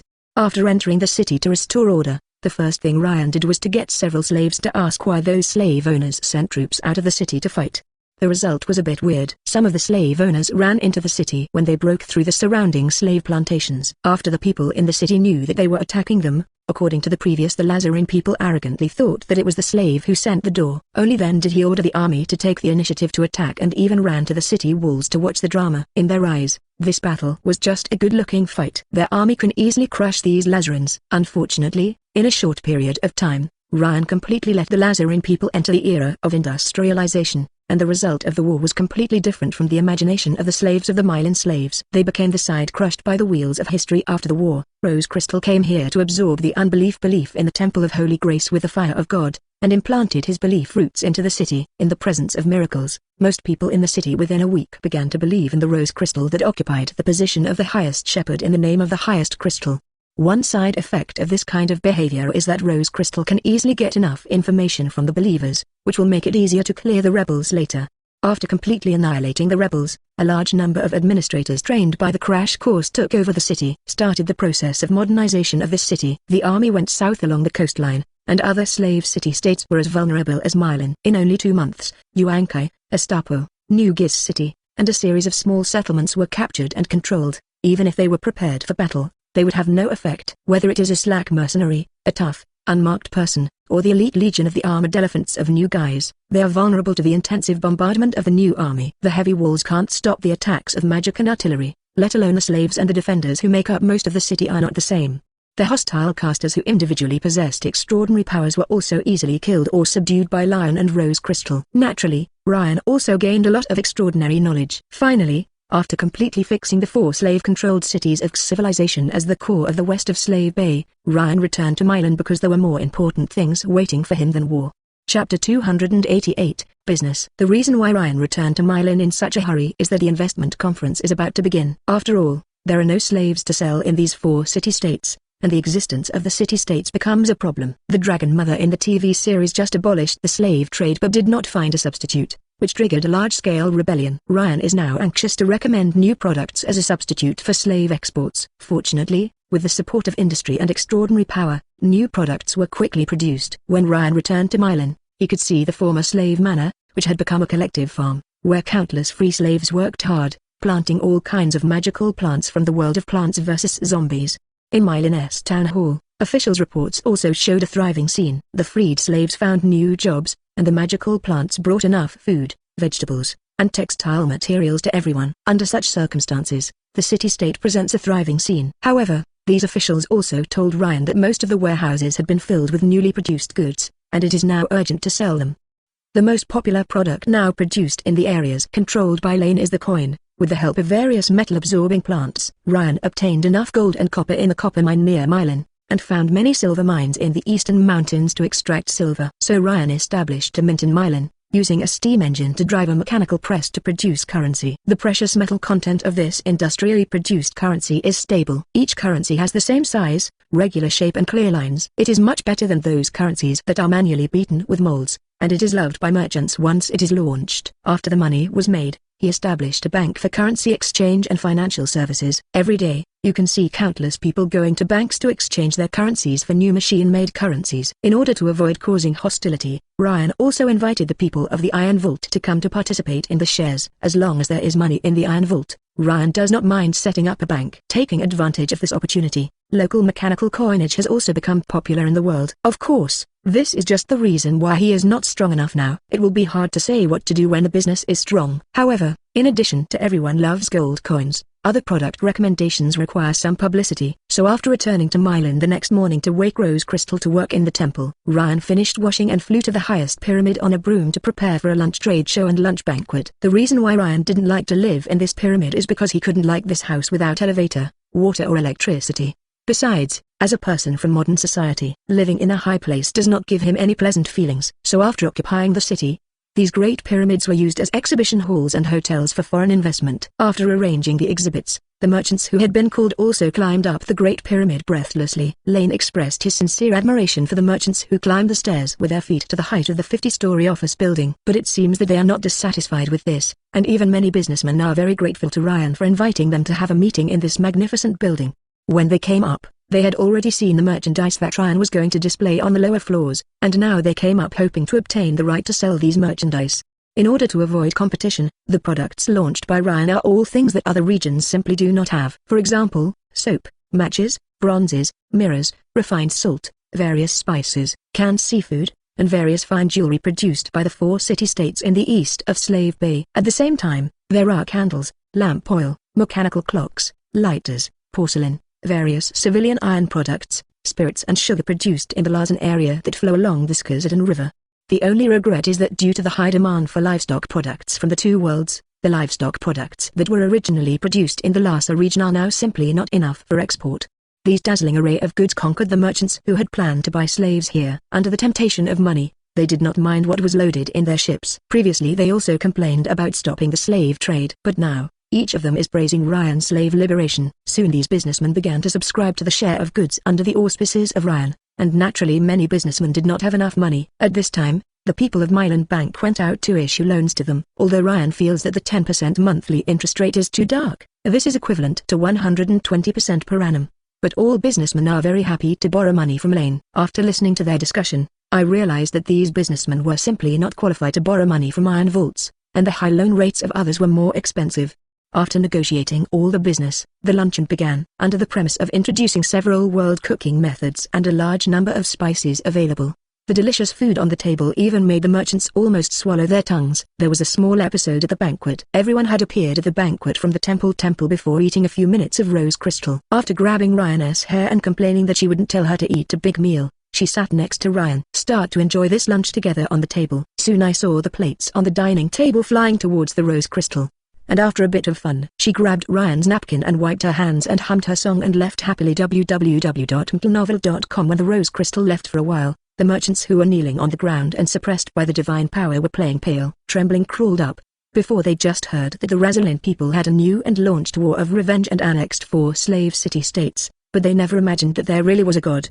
Now that most businessmen are full of confidence in business, the Lazarin people can certainly rule this land for a long time under the blessing of the gods. And the favorite of the businessman is the stable society. A few guys holding money but not paying back firmly dismissed the idea. After all, they saw the close relationship between the new king of the Lazarin and the gods. In this case, the gods came to the door to collect debts more than the faceless people came to collect debts. On the second day after the China Merchants Fair ended, the officials reported good news to Ryan. It was because the commodities circulation that had been stalled for several months was finally restored. It is expected that more merchant ships will come here in the next quarter. At the same time, under the shock of Rose Crystal, these businessmen are willing to lead the local caravan to other cities. On the one hand, the establishment of business stacks in other cities is conducive to product sales. On the other hand, it is also conducive to collecting more extraordinary information. At least after capturing these slave city-states, Ryan obtained a lot of information about blood magic and shadow magic. After handling government affairs for a few days, the time came to September 297 of the Chinese calendar. At this time, Kagamath was also the time when the Dozlaks started to go south to rob each year. According to tradition, they will definitely have a large group of people to robbery in the wilderness of Lhasa. Ryan intends to return to take advantage of the opportunity of the Dozlak concentration to kill several large troops. After instructing the administrative officer and the commander of the defending army, Lion's Rose Crystal on his shoulder walked on the steamboat returning to the Lhasa area under the goodwill of a group of people. Chapter 289, New Magic. After returning to the Razan area, Ryan just hurriedly inspected the Amethyst City, which was designated as the capital, and left to go to the Iron Gate Fort. Iron Gate Fort is located on the northern bank of the upper reaches of the Skazadin River and is the only city built on the northern bank of the Skazadin River. The city stands on the bank of the only shoal in the upper reaches of the Skazadin River where large forces can pass through the army. In previous years, those Dozrak who had robbed south went from here to the river to the wilderness of Raza. Ryan learned from the troops stationed here that some reconnaissance cavalry had recently appeared near the fort. Fortunately, with the existence of the belief network established by radio and Rose Crystal, Ryan can receive news everywhere. Obviously, the Dozlak did not know that the Lazarine people had established an efficient monitoring system along the river. Within 2 months, 5,000 or 6,000 people scattered across the river and robbed, but they were maneuvering after being lured by the enemy. The siege of the troops and the gunboats on the river was annihilated by the whole army, and no one could escape back to the north bank of the Skazadin River. Now, this place has become a place shrouded by the fog of war for the Dozlaks. Naturally, they also realized that the scattered crossing of the river was equivalent to death. According to the summary of information along the river, only the extremely scattered Doslav reconnaissance team crossed the river in the past month, and it will not leave the river more than 20 kilometers every time. Although the Dozlak squad has been found several times in this way, when the mobile unit arrived, they had crossed the river and escaped. At present, the most intensive reconnaissance area of the opponent is the Iron Gate Fort area, except that under the command of Lane, the army will only shoot the enemies that are too close. According to the results of aerial reconnaissance, there are only a few elite reconnaissance units near Iron Gate Fort, and there are no large units at least within a day of cavalry marching. In the past years, in addition to the tribute from several city-states, the Durisks came to Lhasa to obtain slaves. And this year's big changes, they can't have no response, so now everyone can only wait for the enemy to appear in Iron Gate. Fortunately, the Larsen area is dominated by planes. With the help of a large number of robots, the railway has been repaired across the river. The harvest of food and other products caused by the sudden outbreak of productivity this year also gave the 15,000 soldiers in Team Enbao enough logistics to continue to wait here. Especially in the case of Rose Crystal staying at Team Enbao for 3 days. Morale is very high here. And organized to watch movies, mainly cartoons, competitive games and listening to the priest's evangelism known as the Crystal Sacrifice also contributed greatly to maintaining morale. In this case, Lane believes that his patience in waiting is much higher than that of the Durisks whose major financial resources have been cut off. In the process of waiting, the news of the huge changes in this land began to slowly spread out. 1 month after Ryan sat in the Iron Gate Fort, it was October of 297 in the Ignean calendar. A mission from a distance came to Iron Gate Castle. There were only a dozen or so men in the mission. The leader was a man in a beaded robe with dark purple-blue skin and blue-black lips. The person behind him is similar to him, with pale skin and blue lips. Is this Avatar? Lane thought rudely. But when they walked into the hall, Ryan felt a chaotic and weak magic reaction from them. At the same time, they looked like male adults, but they were old and thin in the perception of life magic.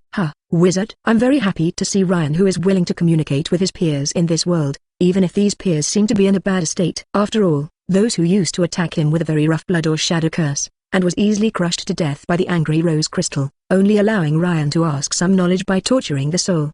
After some simple exchanges, Ryan learned that their Quail's wizard was led by the Immortal leader.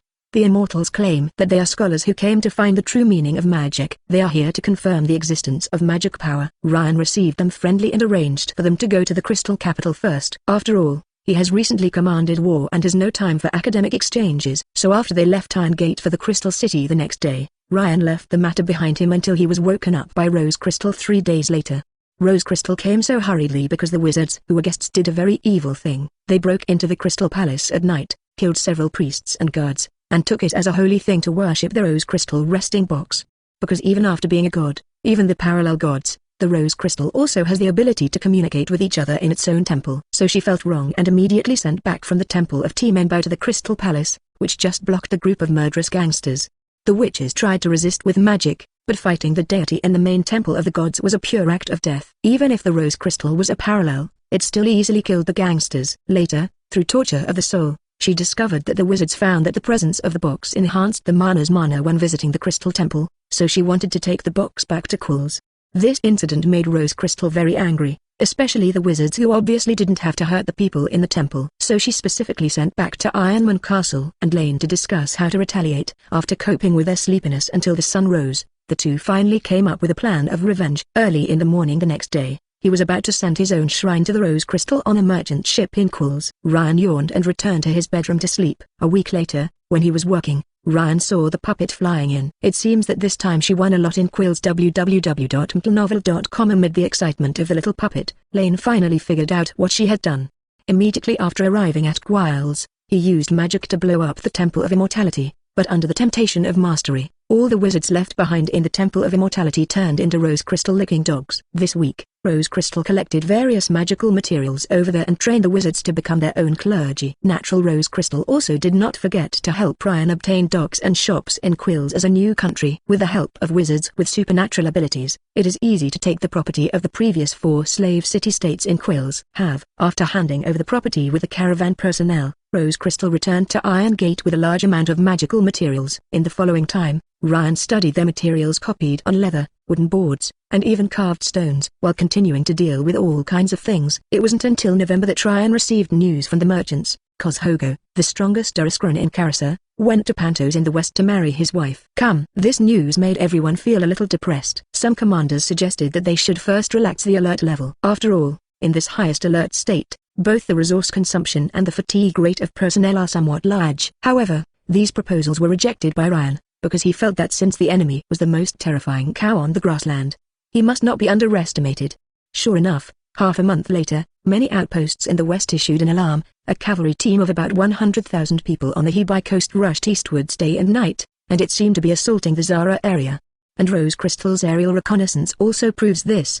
The great decisive battle between 2 ethnic groups with hundreds of years of hatred is about to erupt. Chapter 290, on the decisive battle. Restrictions will start tomorrow. You can take a look. Through the piecemeal information collected one after another, the staff quickly analyzed what happened this time. Before Ryan had killed many Drusks who went south, Kaozu Ergo, who was the most powerful Karasa, discovered in this situation. After all, looting is the main source of income for the Drusks, and they will never allow the resistance of the shepherds that they arbitrarily looted. So he decided to use a decisive battle to completely defeat the resistance of the Razalin people. Zuojka gathered Caohai of Caracas under the pretext of marriage. Later, after marrying his wife, he did not immediately hold the wedding according to his habit. Instead, he directly brought his unfinished wife and army to raid Laza. He declared at the gate of Pantos that he would conquer the Razalin completely and celebrate his wedding with countless wealth and slaves. Obviously, rumors like the previous wedding also came from him.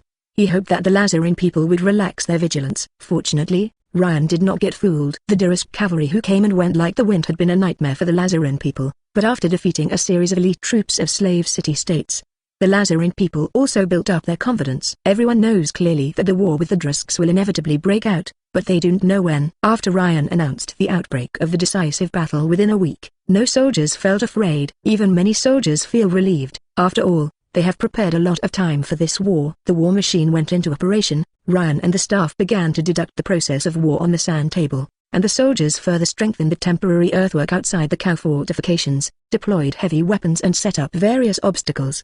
Finally, with the billowing smoke in the distance, the Durusk came. This unprecedented army has more than 90,000 people. They are the best cavalry on this land. These cavalry rides are higher than any knight. The light cavalry is their main force. Their warriors used the machete, longbow and whip called yarak. It's just that, out of tradition, they don't wear armor, only a painted leather vest.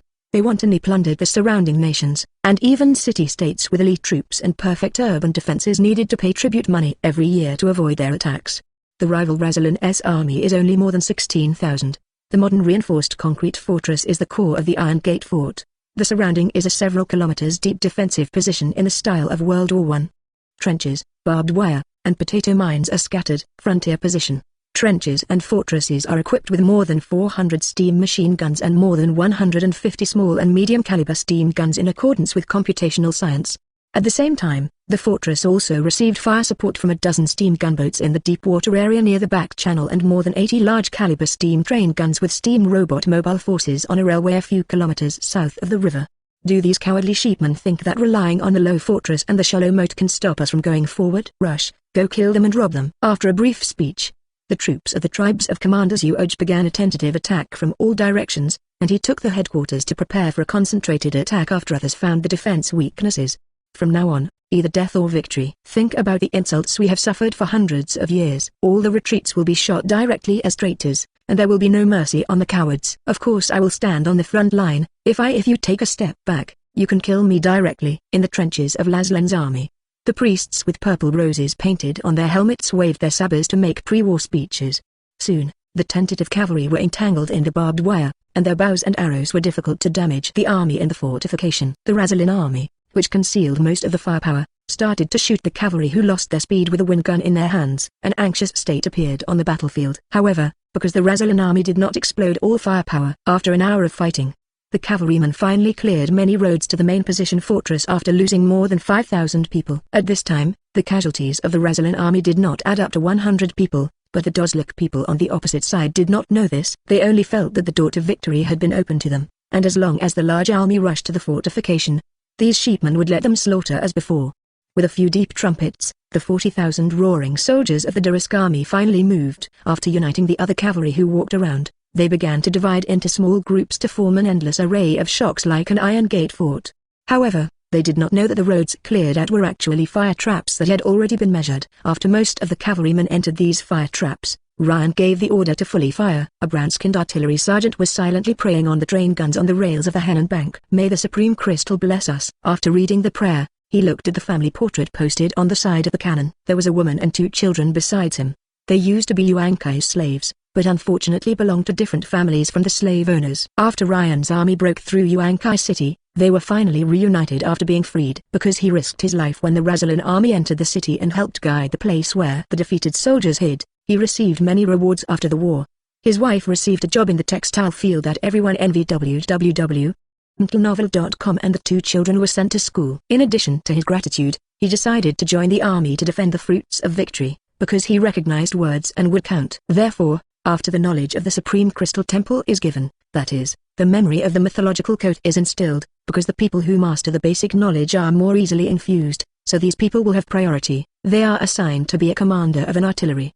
As he recalled the past, a sharp and short whistle rang through the room, and a red light suddenly lit up in the compartment. Fire at Area A3. Under his command, the gunners swiftly turned the steam valve, and the 155mm caliber steam gun on the carriage immediately burst out a thick white mist, and a black shadow was projected to the distance, leaving a faint transparent track in the air. All of a sudden, the Dozrak cavalry who gathered together to charged a wave of dirt mixed with broken limbs. Then there were many gaps in the neat charge formation. Although the intrepid Dozrak cavalry still charged forward with bombardment, the explosion still affected the horses under them. Horses that had never experienced these jumped restlessly, leaving the charging front not as tidy as they used to be. At this time, a short whistle sounded on the train, and the artillery wearing thick cotton gloves quickly opened the breach. The operator on the other side of the artillery cooperated with a water-filled probe to clean the barrel and cool down. The loader then loaded new shell into the cannon and closed the breach. Thanks to the memory installation device, it is possible to train so many artillery soldiers with close coordination in just half a year. After seeing that the steam pressure in the gun barrel reached a predetermined value from the nearby instrument, the gun roared again. Chapter 291, Under Decisive Battle. As the bombardment's impact point slowly extended to the distance, a whistle sounded from the position. Infantry soldiers wearing chest plate armor and integrated steel helmets and carrying wind spears also trot to their combat positions through traffic trenches and start shooting at the blocked cavalry. At the same time, the crossfire formed by the large number of steam machine guns began to sweep down the cavalry in the fire trap one by one. In front of the position, the Dozlak commanders who tried to reorganize were swept away. Even if some commanders commanded the cavalry to try to kill a road, potato mines, explosive cherry-directed mines, and were just powered on. The barbed wire made their actions difficult. At this time the cavalry rushing to the front was already in a mess, although they still had the will to fight. But this kind of battlefield that they had never seen before made them wonder how to fight back. After seeing this situation, the Dozlak rear team began to take out bows and arrows from the side of the saddle to counterattack. Unfortunately, this hasty and inconsistent design is not lethal to soldiers with armor in the hideout. Only a few unlucky arrows were lifted down the traffic trenches. Soon the reserve staff filled their positions. When the 7th round of heavy artillery shots again blew a large amount of blank space in the reserve formation behind the cavalry, some of the cavalry of the Little Carassa had already begun to hesitate. Taking advantage of this opportunity, the Razolan infantry started under the cover of steam machine guns and small-caliber artillery, and alternated along the traffic trench according to the sound of the whistle into the trenches that had been abandoned because of a lure of the enemy. Incorporate more enemy troops into their killing range. In their shots, the enemies gathered together were peeled off like layers of onions. Many of the cavalry of Little Carassa finally couldn't bear to start to flee backwards. Although these deserters were quickly executed by the cavalry of Droga's headquarters, the Dozlak's decline was already revealed. The cavalry who tried to form a shield with a bow and arrow behind them were quickly scattered by artillery and could not maintain their formation. Finally, the battlefield was shrouded in smoke and dust. They can only adjust the direction of fire projection based on Rose Crystal's approximate magical perception of surface creatures while flying over the battlefield. Suddenly, the Dothrak cavalry began to retreat slowly, as if he had been unable to attack. But Rose Crystal found that a large number of troops were gathering behind the cavalry front. Is this going to come back with a carbine? Ryan ordered the reduced firepower to move forward, and at the same time contacted each battlefield priest through the Rose Crystal. Let them tell all the soldiers to stay alert. In this atmosphere of looseness and tightness inside, a force of tens of thousands of soldiers was suddenly killed out of the retreating cavalry, led by a burly man with long hair and a shirtless waving his sword. Both his man and his horse are larger than other cavalry around. This person may be the leader of the Dozlak. Under his leadership, many disturbed cavalrymen also joined the charge team and set off the smoke on the ground. In the whistle, the cavalry jumped out of the trench before pretending to attack and jumped back to the trench. Afterwards, they began to push away from the wings like a stream of water, revealing a large row of soldiers standing in the trench in the back, and the soldiers were inserted the explosive cherry-directed mine and several medium-caliber steam guns filled with shotguns. When the cavalry charged, many arrows struck on the gun shield, making the artillery hiding behind felt extremely nervous. Many people had stiff facial expressions and numb hands and feet. However, under the intimidation of the priests roaring and wielding swords, they all restrained the impulse to turn and run, and did not do anything abnormal. When the cavalry rushed to a distance of tens of meters from the position, their formation suddenly exploded. Dozens of flowers mixed with flesh and earth. This was the result of Ryan directly awakening the explosion of the potato mines at the location of the cavalry after feeling that most of the cavalry entered the fire range through the front-line plants. These explosions also became a signal. The soldiers on the front battlefield heard the screams of artillery shells from across the river behind them, and then exploded behind the cavalry.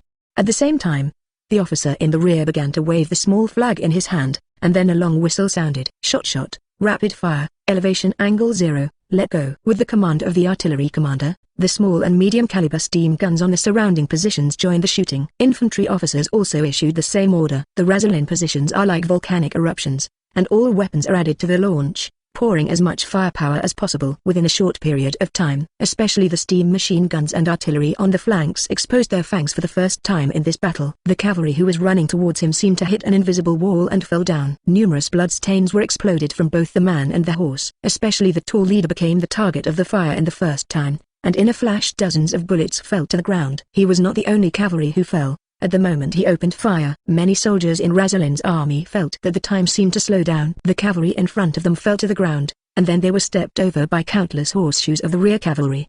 But Lazarin's soldiers did not have time to appreciate the strange beauty in front of them. In the officer's whistle and roar, they followed the previous training steps to mechanically shoot, load, and shoot again, and the cavalry in front of them also fell layer by layer.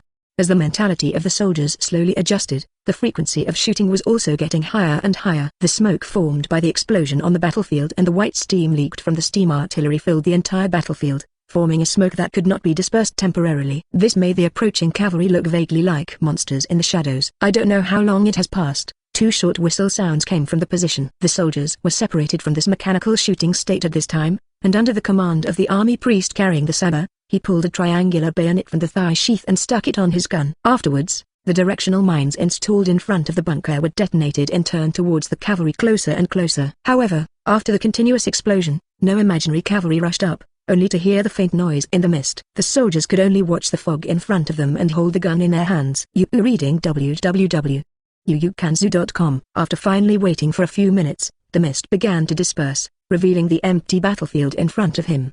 The corpses of the man and the horse collapsed on top of each other, and only a few heavily injured Dothraki moans there. In the distance, some fleeing cavalrymen turned into little black spots, and many steam robots coming from both wings carried soldiers to chase down.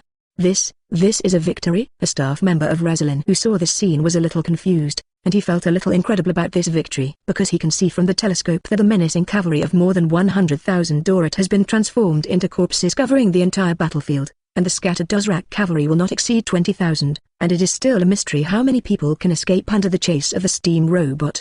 The total population of the Doslavs, including slaves, is about 300,000, and the nearly 100,000 troops here are equivalent to almost all their young and middle-aged people. It is now basically certain that the backbone of this nation has been completely interrupted. That's it. Is the Dothraki weakened? Another staff member who was released from slavery also exclaimed. He also remembered how his fortress was easily broken by these barbarians. So I really can't believe that a powerful nation that has dominated for hundreds of years is finished. As far as I know, most of the army's casualties on this land began to flee when they reached 1/10, and elite troops only fumbled when they reached 3/10.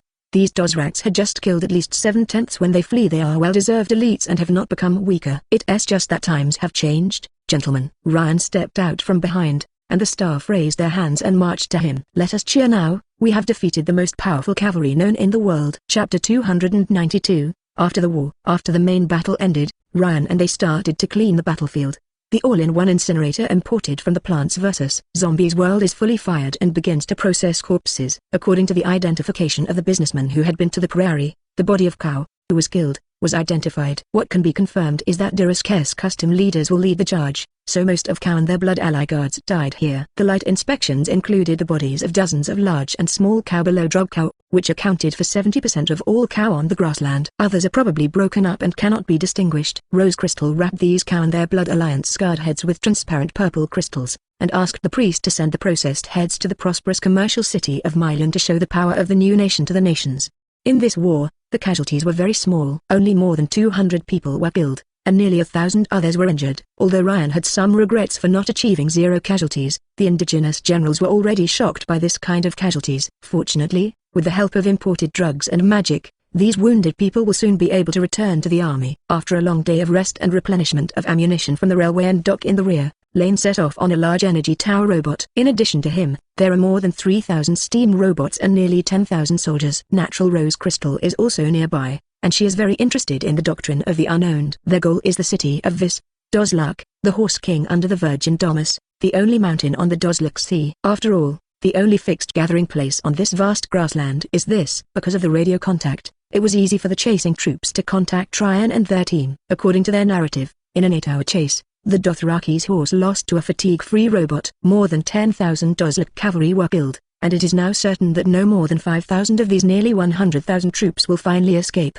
So this journey to Vis Dozlak is very easy, except that the first day the end of the logistics camp set up by the Dozlak 1 day away from the Iron Gate fort was taken, and a large number of horses and sheep were captured. In the meantime, he and thousands of messy people rescued nearly 10,000 slaves and evacuated them. Afterwards, they did not encounter any organized resistance. 5 days after the departure, the mechanized unit finally saw the snow-capped mountains in the distance and the large lake with silver waves underneath. Vis Dozlak finally arrived. After discovering them, the city was in chaos. Because this mechanized force was advancing too fast, the city did not even understand what happened in this war. Because there is no city wall in this city, there is no carousel here now. So now the defense of this city is infinitely trending towards zero. There are indeed some caravan guards outside the city because of the arms ban in the city. However, these scattered mercenaries with no more than 1,000 people at all have no elite troops in front of them. The battle plan was quickly shut down after being disarmed. This is the great shrine of the Dothraki. No matter who you are, you must lay down your weapons to blame. Otherwise, wait for the sharp blade of the powerful Dozlak cavalry. After half an hour, there was a station shouted in that sharp voice at the gate of the city. Behind him is a group of businessmen from Tannen and Habai looking at the army with curious eyes. You robbers, the Dothraki, were born in iron and fire, and today will surely die in iron and fire. At this time Rose Crystal flew from Ryan's shoulder into the air with a crisp girl voice. Although her voice is not loud, everyone present with the help of magic can hear clearly. As for the powerful Dozlak cavalry in your mouth, they have already disappeared. After that, the puppet waved with great momentum, and the soldiers behind dropped the flags representing Darasic Caracas. At the gate of the city, when each flag was dropped on the ground, Ryan could hear the merchants in the city breathing in breath and exclaimed, until the last flag was thrown there, the city was dead silent.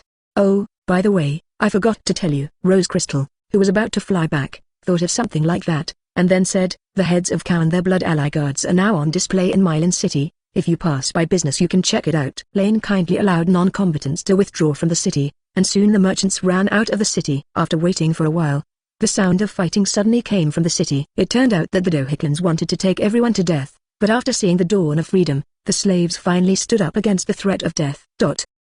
Soon, some slaves took Dosiclan and their running dogs' heads out of the city to surrender. This also represents the end of the main phase of that war. Rose Crystal quickly flew into the city to get those unowned beliefs, and soon as the earth shook, a stone temple inlaid with purple crystals grew up in the city. Dozlak beliefs are full of blood and violence, and they are incompatible with me. It takes too much time and energy to digest those beliefs, so I simply build those temples for myself by these burning beliefs. Temple construction. After that, the puppet sat next to Lane and said, this has also allowed me to gain a lot of relatively clean beliefs, and it's a lot of money. Later, after announcing that the city named Rose City was a free trade city and appeasing the merchants from all over, Ryan and their soldiers withdrew and retreated, leaving only a part of the guards here. www.mtlnovel.com. A railway came here and it will be the economic center of this grassland, Ryan said when he left. After returning to Amethyst City, Ryan met some important captives. For example, Longma and her brother died before her wedding. The Age of the Dragon Mother in this world is a novel version. Looking at the 13-year-old dragon mother, Ryan felt that there was one more reason for Zuoj to be damned. After a few conversations, after discovering that the current Longma is just a little girl pursuing a peaceful life, Ryan directly arranged her account to the Crystal Temple, and she went to school with a group of orphans who were also adopted in the temple. However, her brother Vasilis was much worse than her. After seeing Ryan, he repeatedly stressed that he was the real king. Ryan should immediately support him to regain the Iron Throne. As long as he stepped into Westeros, countless people will raise the True Dragon banner and follow him. He is willing to surrender his sister and Ryan's marriage in exchange for Ryan's army to attack the Seven Kingdoms. Ryan had nothing to say about this kind of guy with a brain problem. He simply let the guards drag this neurosis down. In the cry of Vasilis, he asked the leader of the guard to send this guy to labor reform. Ryan felt that the only way to get this person back to normal. As the news of the complete destruction of the Dothraki gradually spread, a batch of messengers were sent to Amethyst City, especially for the 9 major trade federations. Although their former fierce neighbors disappeared, they are now replaced by a group of more capable ones. The owners of those city-states really want to know what this new country is like. However, these things are handled by modern diplomatic institutions, and Ryan has devoted himself to the study of special magic in this world. Chapter 293, Ending. In the world of the Song of Ice and Fire, basically all the magic that needs to be sacrificed can be activated. The book records that the sacrifice is dedicated to God. Only after receiving the sacrifice can the magic succeed. But Rose Crystal firmly denied this, and she used her own experience to judge that the messy and disgusting things will not be liked by the gods. The rules she has set out that the best among the offerings is the crystallization of wisdom, such as an invention, a beautiful poem, and the like, clothing, food, books, money and other materials that can be used for charity.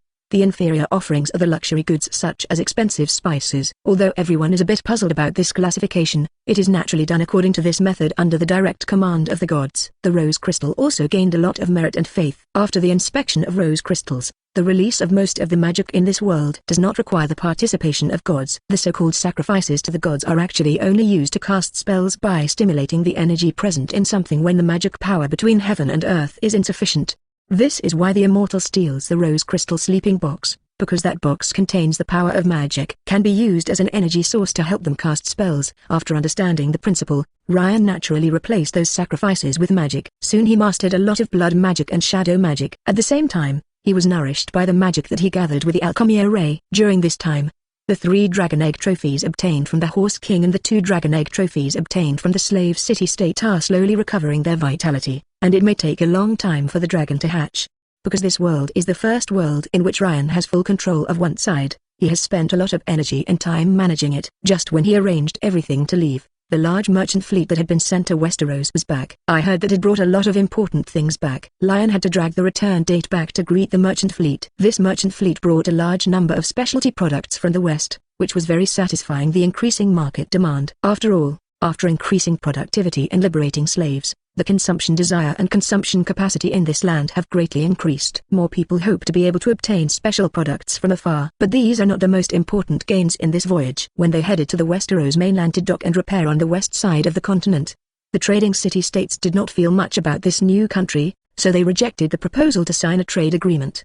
But after defeating the Dothraki, this new nation's combat power completely shook the entire continent, so when they returned from afar, the city-states refused the agreement before they readily signed. At the same time they sent their messengers together. After Ryan met all the messengers one by one, he went directly from the office to the Crystal Temple to find Rose Crystal to prepare for the return trip.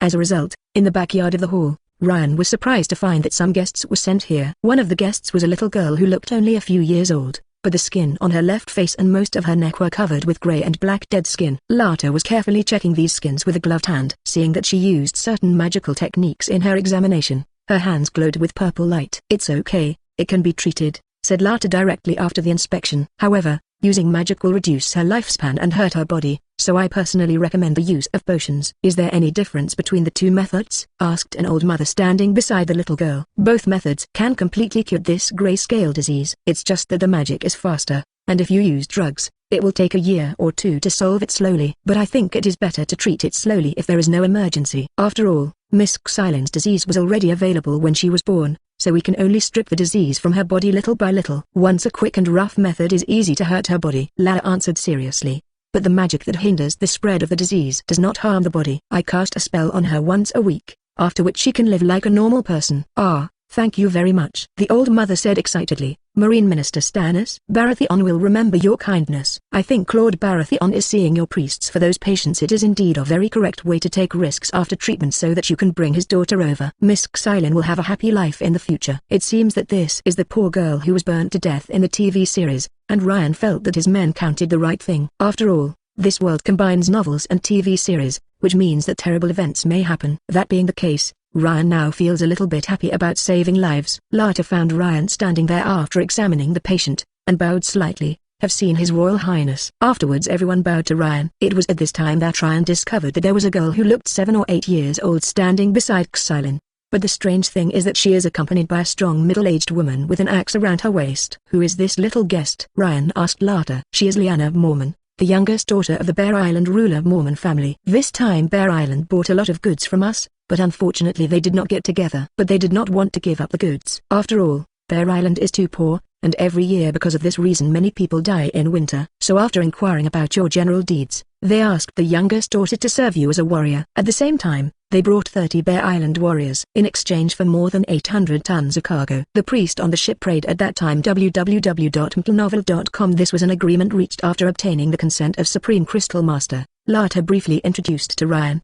My elder brother, this is the Queen of Beijing's mouth gun. At this time, Rose Crystal suddenly said to Ryan in his soul. After all, as his doll, Ryan opened a lot of memory to Rose Crystal. If we train well, we will earn an outstanding talent. We cannot stay in this world all the time, so it is very important to train loyal and talented people. And theoretically, as the youngest daughter, Lyanna does not have any inheritance rights. Brother, and your country are so rich, and they have the powerful force to wipe out the unmarked, but they are very far away from the northern border.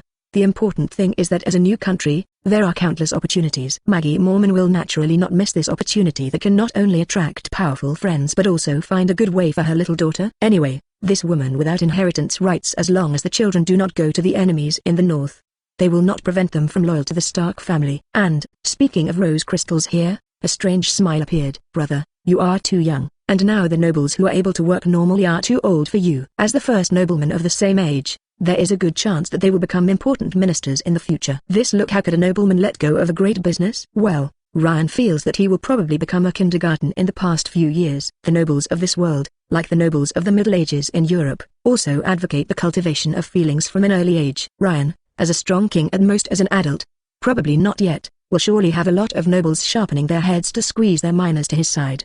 Chapter 294, Imitation. Valeria Steel. In the kingdom established by Ryan in this world, everything is modernized, and even the nobility is only an honorary title, and does not have too much real power. However, in view of the strength of this country, there are still many children of broken nobles and some noble families who do not have the right to inherit.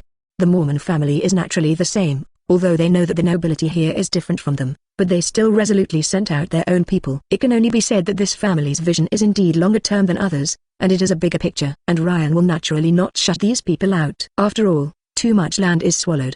The next stage, the entire country will enter the development stage to digest these trophies. In this case, it is necessary to recruit some nobles who have the local conditions. Sometimes, many interests can be taken from the negotiation table, especially when there is strong military support. Miss Lyanna, please swear allegiance to your lord. At this time, a ball of purple light flew from the direction of the main hall, shouting while flying. Is this a bit too hasty? Ryan pulled out his sword and imitated the things that were seen on TV. He gently tapped Lyanna, who was half kneeling there, and announced that she was telepathically floating above her head when she became her night little puppet vomited. After all, it was only in the backyard of the temple, and it was unprepared. Even the sword is a crystal sword borrowed from Rose Crystal. But they don't think so. Rose Crystal pointed this out. Indeed, everyone here showed a very honored expression, and when Rose Crystal raised this matter, the little bear girl directly kneeled on one knee. I'm your doll's sister, but they don't know. What they saw in their eyes was a devotion-loyalty ritual, and at the same time lent their weapons to the monarch for the ritual. The glory is far more glorious than the ceremonial steps in the magnificent palace. After the ceremony, Ryan told the little bear girl to go to the temple-affiliated school with everyone, and left with Rose Crystal. And Lyanna had no objection to this matter, because she had inquired that Ryan ordered the managers in the future to be selected by the exam, and that she had to go to school to get a good exam. There is no doubt that the best school is the temple-affiliated school. After spending half a year in this world, Ryan finally stabilized the situation and established his own forces. In this case, Ryan decided to go home, and Rose Crystal was anxious to share his magical experience of the past 6 months with teacher Luo Zhen and those sisters. Fortunately, because of the laws of nature and Eastern Taoism that have been mastered before, they have the effect of prolonging life and delaying aging. So I don't have to worry about staying in other worlds for too long and growing so fast that I might be wrong. Even for Ryan, he needed to go to other worlds from time to time to avoid being seen too slow. What will happen to the temple after you leave? Ryan asked the Rose Crystal, who was happily packing up gifts for teachers and sisters. Is it okay without you sitting here? Relax, my elder brother, Rose Crystal said after stuffing a dragon tooth and a glass candle into the box. I cut a part of the divine fire into the main shrine, which is enough to deal with the daily situation. And I will definitely come to see it from time to time, because this is our world now. After tidying up everything, Ryan finally explained what they had and opened the space door in front of them and left. It is not necessary for Ryan to stay here all the time, that there are thousands of loyal synthetic officials who have power and the temple system of Rose Crystal is fully rolled out. Besides, I'm not going back forever. So he was not worried at all about what would happen to the world after he left. Upon returning to the Wonji grocery store, Lane received a 56-point offset. I think there will be more offset points in the account as we intervene in this deeper world. After spending 30 offset points to consolidate the previously learned magic knowledge and mastered several kinds of sword surgery, Lane began to try to recover one of the world's most important techniques, the method of making Valeria steel. Although because of the short time spent in the world of A Song of Ice and Fire, Ryan did not get a Valeria steel sword. But after occupying so many places, as a king, he harvested a lot of knives, jewelry, cane heads and other gadgets made of Valeria steel. At the same time, in the process of liberating the slave city-state, a liberated slave blacksmith presented Valeria steel recasting skills to the temple as a tribute. After combining these things with the advanced Valeria, Ryan began to explore the method of making Valeria steel with alchemy. After more than a day of analysis, he cracked this method. After all, in the world of Song of Ice and Fire, even in the heyday of Valeria, the magic is much rougher than other magical worlds. For example, Valeria steel does not have a customary cover-up method for alchemists. This is probably because there is no magic system like Harry Potter world or Rose Maiden world developed in that world, or the use of magic is only controlled by a few people. Therefore, the people who invented Valeria steel did not worry that others could analyze the samples to crack this steel production method. With the help of Rose Crystal, they melted Valeria steel. As the spell recites, runes appear on the alchemy array beneath the hot metal. This is the first time I have seen this kind of alchemy product that does not hide my own skills. www.mtlnovel.com. Rose Crystal vomits while recording those runes. It's too simple. As long as you master advanced Valeria, anyone who speaks and can use magic can make this kind of thing. Unfortunately, even in the most prosperous era of Valeria, there are not many such people. Lane replied. The analysis results come out. Let me see how this thing is done. Ordinary steel is repeatedly removed from impurities and refined into refined steel.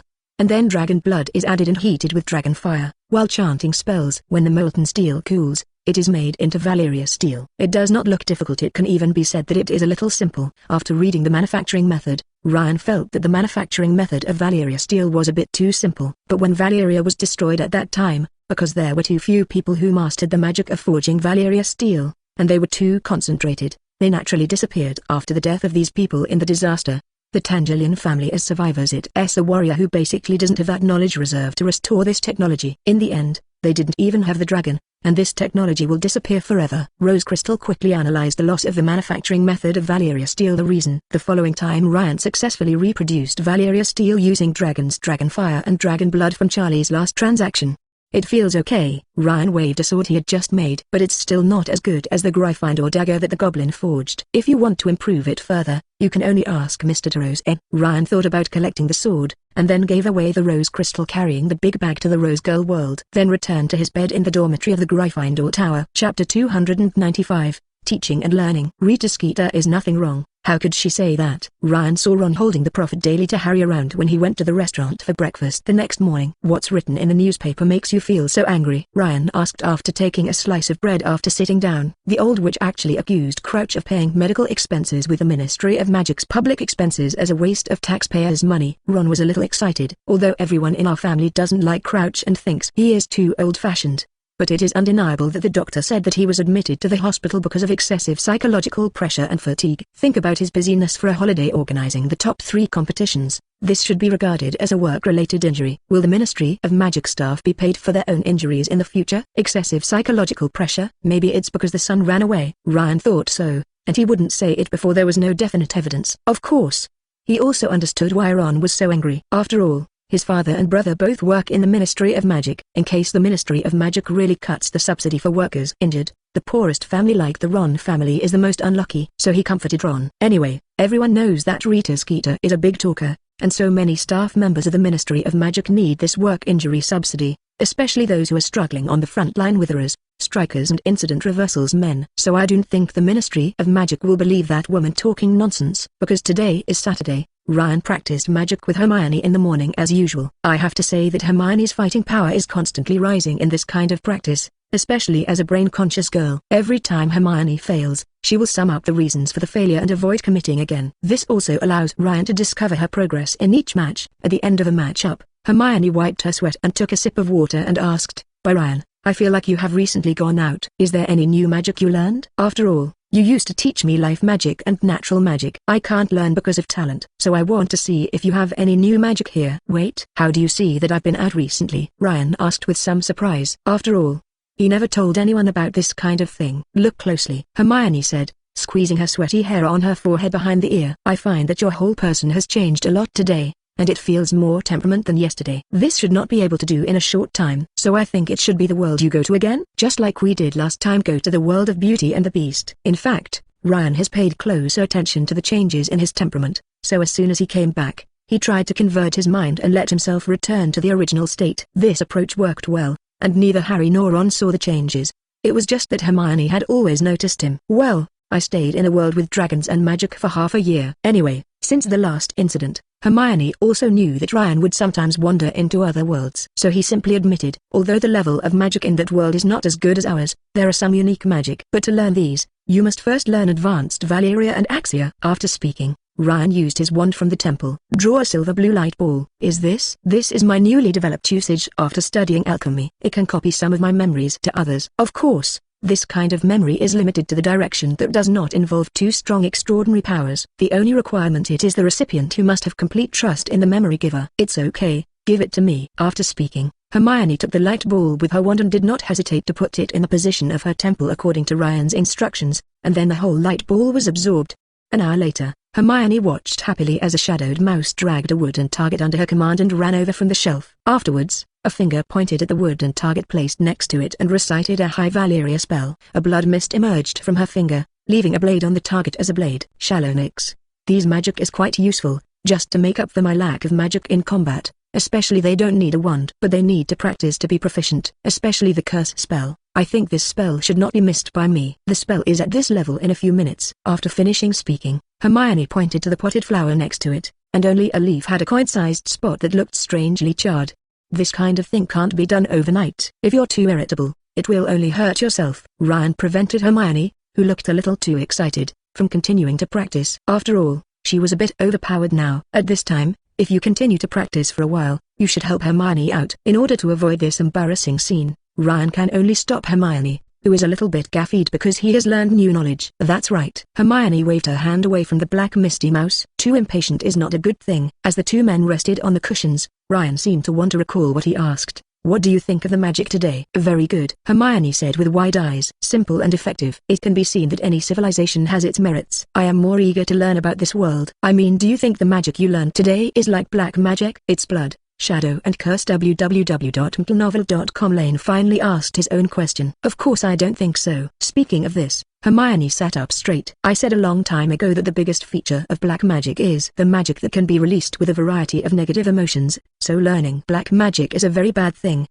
Until now I have maintained this view and refused to learn any black magic. But your magic doesn't need to be driven by negative emotions, so they are not black magic. As for the magic effect looks more evil, you think about the victims. Being burned alive by flames is better than directed. It's much more painful to be killed by Wada soul. So the spell effect can't represent anything." At this point, Hermione shrugged. "Of course I know that most people outside don't approve of our division method, so I must try not to use these magics in front of everyone." "You don't have to worry about this." "Well, it seems that he is overly worried," Ryan thought. Sure enough, Hermione and her own knowledge of black magic are similar, insisting on distinguishing what black magic is. Only using negative emotions to promote the magic that will have a bad effect on the soul is black magic. Other than that, that's why Hermione knew that Ryan could do life magic, and had seen Ryan control the mummy in that pyramid temple but didn't say much about it. In her eyes, these magic and peace spell transformations are like ordinary spells, just a neutral force, no distinction between justice and evil. After resting for a while, the two practiced for a while before leaving the room. However, when leaving, Hermione took several high-level Valeria history books from Ryan and said that she wanted to learn more about the magical world. Chapter 296, Goodbye Dobby. The rest of the weekend is spent studying and organizing book club parties, which makes the weekend very fulfilling. After a fulfilling weekend, Ryan packed up and went to bed early on Sunday night. But just a few minutes after he closed his eyes, he felt a heavy object fall on his stomach. Rose Crystal, what are you doing? Lane whispered in a low voice. At this time, only the little guy, Rose Crystal, appeared here. Fortunately, it is winter. Everyone will pull down the bed curtain when sleeping, so no roommates have found this abnormal scene. Rose Crystal has a part of Ryan's soul, so she can use some functions of Wanji grocery store, such as opening the space door of the world that Ryan allows to go to. This is why she appeared here suddenly. My elder brother, there is something I need you to agree with. At this time, Rose Crystal flew to the bed where Ryan turned to see it, and then she knelt and sat on the pillow next to her. It turned out that this time she returned to the Rose Girl's world as she was warmly welcomed as expected. After telling the adventure in the new world, everyone had a strong interest in the world of the Song of Ice and Fire. It's just that teacher Liu Zhen hurried to retreat after getting the magic materials of the world of Songs of Ice and Fire, and Alice will never let go of any chance with her father since she mastered the extraordinary power. In this case, Liu Zhen's current 6 puppet daughters decided to take a look at this new world with Rose Crystal while they were a little bored. I went with me this time, the Mercury Lamp, the Canary, the Emerald Star Stone, the Blue Star Stone, and the 2 daughters newly created by teacher Liu Zhen, Really Red and Young Berries. Rose Crystal counted with her finger. In addition to my total of 7 people, my elder brother can help give a permit to travel to that world. Because these puppets do not have a complete soul from every angle, in Wanji grocery store, they are just an extension of Liu Zhen's soul, just like the relationship between Rose Crystal and Ryan. So they don't need to shift points when they pass through the space door. Okay, I wish you a pleasant time to play, but remember that you are never allowed to do anything that hurts others actively. Ryan took the 6 little puppets to the world of Song of Ice and Fire and gave him permission to go seriously. Crystal urged, no problem, my brother. Actually, Mr. Liu Zhen and Sister Alice have told us the same way before we set off. We promised to never do bad things. After agreeing to Ryan, a blue light flashed. Rose the Crystal disappeared from the house. A little guy is so uncomfortable. I really don't know how Liu Zhen raised so much in one breath. Lane whispered.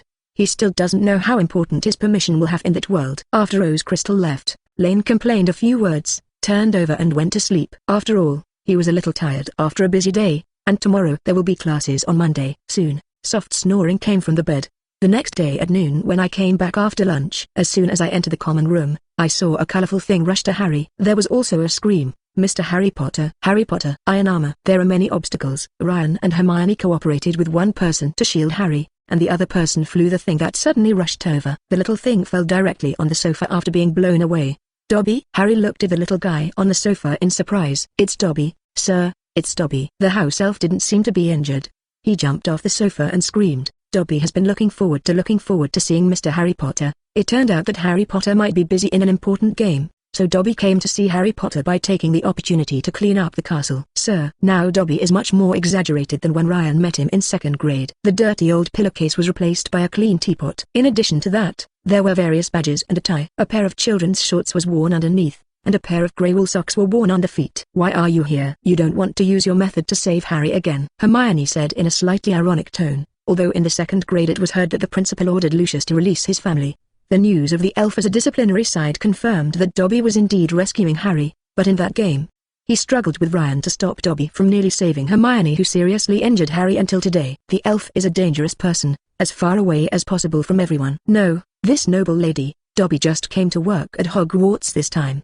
The great Professor Dumbledore has told Dobby that it was wrong last time, and Dobby vowed that the mistake will never be made again. That's good. Hermione turned to go back to the dormitory, picked up a few books and went to the library with Ryan. It wasn't until dinner that Harry learned that Dobby was just visiting him this time. After gaining freedom, Dobby asked countless wizarding families, but none of them needed a house elf who needed a salary. In this case, Dobby finally came to Hogwarts and found a job willing to pay him. No wonder hemp wizards can't find a good job. There are such free slaves who still want to charge workers. www.mplnovel.com Hermione whispered. You haven't said that most of the industry in the wizarding world comes from pureblood wizards. They prefer to have slaves like house elves that can keep their secrets. They are not free labor with salaries. Ryan was on the edge. Added. After that, the two talked about the reform of serfdom in Tsarist Russia from the release of slaves in ancient Rome, and then the black slaves and the Civil War. Harry and Ron listened to these things on the side as if they were listening to heavenly books. Soon, they gave up the idea of clarifying what Ryan was talking about and began to bury their heads to eat their dinner. During the Triwizard Tournament, various courses at Hogwarts proceeded as usual. Fortunately,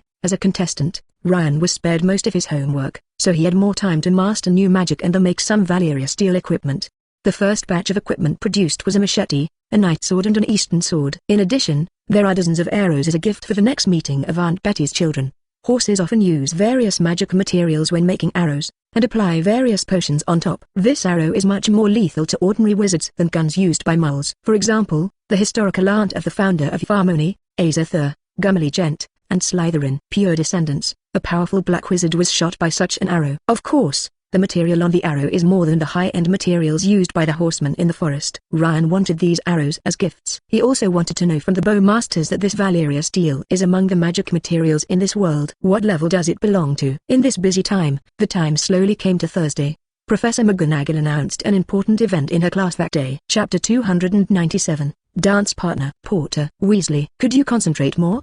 Professor McGonagall roared loudly from the podium. This is the end of the Metamorphosis class on Thursday afternoon. Because the content of the course is over, Ryan is summing up the knowledge in the class. As a result, Professor McGonagall was shocked by this roar. After criticizing Harry and them as much as Pippy Shrimp, Professor McGonagall began to announce the matter. The Christmas ball is coming. This is a traditional part of the Triwizard Tournament and a great opportunity for us to interact with foreign guests. This is the case. The ball is only open to students above the 4th grade, but if you want, can invite a lower grade student. The audience immediately became agitated. After all, for students who are in their adolescence, the dance party is definitely an exciting activity. Ryan even heard several girls laugh. Put on your gown and robes, Professor McGonagall said flatly. The ball will be held in the auditorium at 8 p.m. on Christmas Day and will end at 12 midnight. At this point, Professor McGonagall glanced seriously at the excited students below. Listen, the Christmas ball will undoubtedly give us the opportunity to loosen our hair and relax ourselves. But that doesn't mean that we will relax the behavioral requirements of Hogwarts students. If Gryffindors, I will feel very saddened by the shame of the students in any way. Sure enough, as the deputy principal of Hogwarts who really manages things, Dumbledore has more than one general direction, and the specific affairs have always been handled by Professor McGonagall. No matter what time it is, every student will be watching.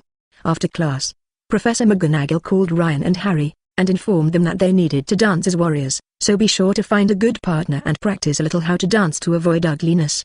The two agreed, and finally got rid of Professor McGonagall's nagging. Now it is not just the outgoing Gryffindor students. The enthusiasm of the little wizards throughout the school has been mobilized, especially the girls. The girls were giggling and whispering in the corridor, laughing loudly whenever a boy walked by, exchanging ideas with excitement, talking about what to wear for the holy students on Christmas night. I think my yellow dress gown is quite good, and it is more suitable for your dark blue dress. But seriously, I still think that the dress gowns of the wizards are too antique, especially for the witch. The evening gowns of ordinary people are beautiful, but as a dance partner of the warriors, I can only dance in this one. After leaving from Professor McGonagall, Ryan went directly to invite Hermione, and Hermione agreed happily. Later, in the common room, she didn't have anything to do with learning, but took Ryan to discuss some things related to the ball. Right, do you know how to dance? Ryan asked, suddenly thinking. He did some dance, but they weren't very suitable for dancing. It's a bit of ballroom dancing, but I don't know how to dance the ball on the wizard's side. It seems that this is going to ask Ginny. At this point, Hermione just saw Ginny's flushed face crawling into the public lounge. After Hermione walked over and said a few words, she invited Ginny. Dance steps at the ball? My mother taught me that it should be a waltz. At this point Ginny glanced at Ryan and Hermione and asked, should you know this? This is really not a good idea. After entering the magic world, both of them neglected certain social-related skills, which led to the two people's level of ballroom dancing being limited to a little basis of elementary school. Of course, this level is definitely not suitable for jumping at the Christmas ball. You two can't even dance? Ginny said with some surprise. After all, in her eyes, Ryan and Hermione were very knowledgeable people. I really didn't expect there were simple things that they would not. Well, Harry won't be able to dance anyway. Then you can just come over and learn with him. I can teach you. This is not difficult at all. Harry? Lane opened his eyes wide. Yeah. Just now Harry came directly to me and invited me to be his partner, Ginny said happily. No wonder Ginny was so excited when she came here. It turned out that when Harry's mood was low this year, Ginny's company finally made Harry's piece of wood a little bit confusing. When I learned that I was going to hold a ball, Ginny was invited as soon as possible. In the next few days, as soon as Ryan had time, they followed Ginny to learn to waltz. Fortunately, both Ryan and Hermione had practiced the assassin's fighting methods before and were strengthened, so they learned to dance much faster than Harry. It took 2-3 days to learn how to waltz, and Ginny also showed her good wife and mother's side at this time, even if Harry stepped on her foot many times without complaining. Instead, he pointed out where Harry jumped wrong. At this time, everyone started to invite dance partners frequently. For example, Fred invited Quidditch's teammate Angelina, and Neville summoned the courage at the book party on Sunday and successfully invited Hanny Bo as his dance partner. Of course, as a warrior, Ryan also received many invitations, but he refused. Hermione declined Crum's invitation to her in the library. There are a lot of girls lined up to want to dance with him. I don't want to provoke others to hate because of this. After watching Crum leave, Hermione said to Ryan in a naughty tone www.mtlnovel.com. Besides, for me, the famous fame is far more attractive than interesting souls. The teachers and students of Hogwarts constantly showed their desire to impress the guests of Booth Button and Deemstrom. They seemed determined to show the best style of the castle this Christmas. The lanterns were laid out in the school. The handrails of the marble staircase are covered with icicles that will never change.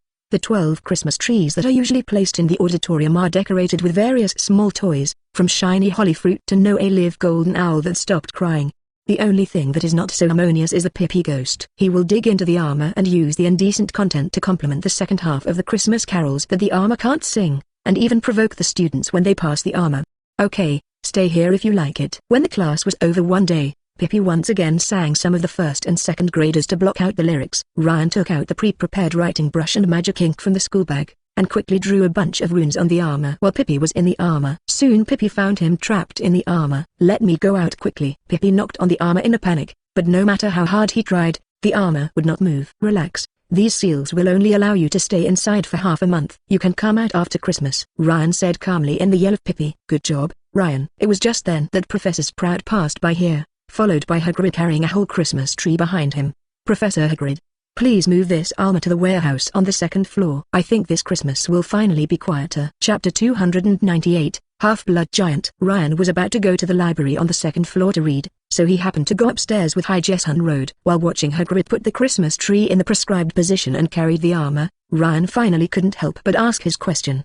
Hagrid, don't you already use magic now? How can you move this thing without magic? Just getting used to it. Hagrid patted the armor on his shoulder, which attracted a scream of Pippy inside. Seriously, the Christmas ball is a great opportunity to relax. I usually see you and Hermione holding this book to study all day, and you can take a good rest this time. Yeah, it's a Christmas holiday after all. Speaking of where the two had come to the corridor on the second floor, Ryan had just walked towards the library, and suddenly stopped as if thinking of something.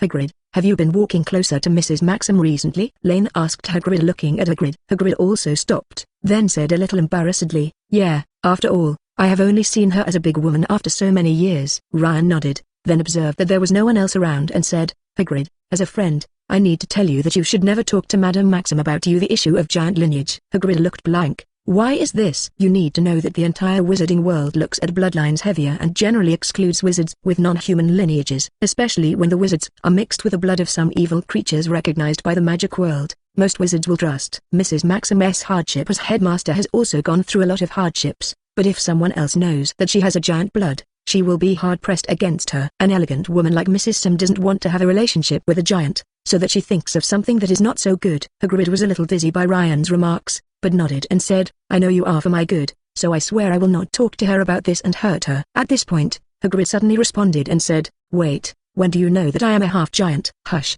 be quiet. Ryan gestured with his hand in front of his mouth. Most people don't like semi-giants. What do you say so loudly? After speaking, Ryan then said in a gentle tone, you have said that I read all day, and naturally it can be inferred from your physical resistance and your aging rate. After all, normal people are not as bad as you are. The magical animals recover so quickly after injury, and they don't look like they are in their 60s or 40s. These characteristics plus your extraordinary size, I knew you were a first-grade half-giant. Speaking of which, Ryan patted Hagrid's arm and said, of course, I think you are a good person. I will also help you keep this secret. After speaking, Ryan left Hagrid, who had a dumb face, and went to the library to study, leaving Hagrid, who had only one dumb face, standing there dumbly. After reading an afternoon book in the library, Ryan and Hermione went to the auditorium for dinner. Because of the foreign guests, the school's meals have been kept at a relatively high level recently, especially with the addition of many exotic dishes. For example, German-style grilled white sausages tonight made Ryan very happy. The food here in the UK is too greasy. At this time Furong's voice in French accent came from Ravenclaw. I feel like I've gained a lot of weight recently, and I can't wear my robe. No one is forcing her to eat so much. Who can't help but blame Ryan. You should at least win this woman who only cares about herself," Hermione said to Ryan around her after being unhappy. "Relax, I can definitely beat her," Lane replied vaguely with German-style creamy shrimp soup. "Don't have food in your mouth when you talk." Hermione picked up the book on the stool and patted Ryan a few times. But her expression should be satisfied with Ryan's answer just now. After eating, the two men chatted for a while about the deformity problem before getting up and going back to the common room. When they walked into the hall with the book, they saw a large group of people around, and there was a loud voice from Ron. "Miss Dracula, can you be my partner?" "Is he crazy?" Hermione said as she squeezed to the front of the crowd under Ryan's open path. Sure enough, she saw Furong and a few Bush Barton girls standing together and looked at Ron with a disdainful look. He is a sea cucumber or something, and disdained to answer at all. In this awkward atmosphere, the blood on Ron's face receded sharply, and then he covered his face and ran into the crowd to escape. "Is he going to be okay?" Hermione is still kind and asked with some concern after reading the joke www.mplnovel.com. "It's okay. Didn't you see Harry and Ginny up to support him?" Ryan's vision has been very good after grasping the eagle eye, and he easily passed the crowd and saw Ron was taken away by Harry and Ginny. When Ryan returned to the common room, they saw Ron sitting there with a blank face, and several people were comforting him. "It's okay, Ron. Furong is a mixed-race girl. Maybe at that time she happened to have the charm to be released." Ryan stepped forward and persuaded. "Hybrid Meiwa, really?" Ron asked as he caught the straw. "Really, when checking the magic wand that day, Furong personally said that her grandmother was a Meiwa." "Do not believe you and ask Harry." Harry nodded quickly and said that Ryan said everything was true, which finally made Ron look better. But his face soon collapsed. "Harry, Ryan, you have found a partner, so I don't have a partner yet. By the way, can you go to the ball with me, Ginny?" "Brother, that would seem to be nobody I want. Besides, I have found a partner." "You found a partner? Who?" Ron looked incredulous. "This is my private business. You just need to know that someone can appreciate your sister," Ginny said in an exaggerated tone. Ron kept thinking about it for the rest of the time, and Ryan took a chance to whisper to Harry, "You didn't tell Ron that Ginny was your partner?" "No." Harry shrugged. "Ginny and I thought it would be more appropriate to talk about this kind of thing at that time, otherwise," said Harry quietly pointing to Ron who was nagging his sister. "Well, you are right." Ryan also made a sympathetic expression at this time. There is such an elder brother who does not have something to say in advance. Chapter 299, Pure and Mixed Blood. The week before Christmas, a happy atmosphere permeated the whole school. In this case, the Weasley twins' joke product ordering business has made great progress. Every day, many owls bring them a large number of purchase orders. "We now hire 2 hemp seed wizards as employees, so that we can take care of both school and business," Fred said to Ryan next to him while writing a purchase order in the common room. "When we hired people, we learned that most shops on Diagon Alley even secretly claimed that they did not need hemp wizards, but according to our observations, there is no difference between hemp wizards and pureblood wizards in this kind of work. Yes, we wrote this to my father. My father told us that it was a disgusting act of discrimination. As his son, he would never allow us to do so." George, who checked the list next to him, said, "Our father believes that the real noble place of pure-blooded wizards is the strong magic level and noble qualities. The kind of guy who has a family heritage but can't compare with the unsuccessful hemp seed wizards at the level of magic and treat people. It's too bad to rely on family status and lineage to find a good position when looking for a job. If this continues, the magic world will sooner or later." For example,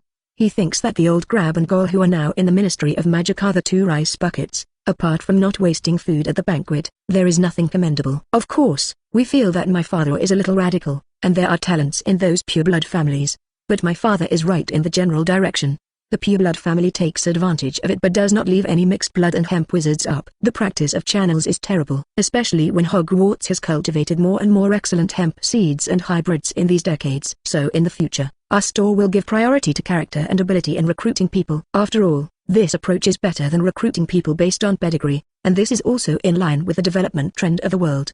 Besides, those pureblood also look at not like our little shop. It seems that the pureblood wizards are not unresponsive to changes in the world, but only those who are determined to follow the trend of the times are only a group of marginalized wizards like the Weasley family.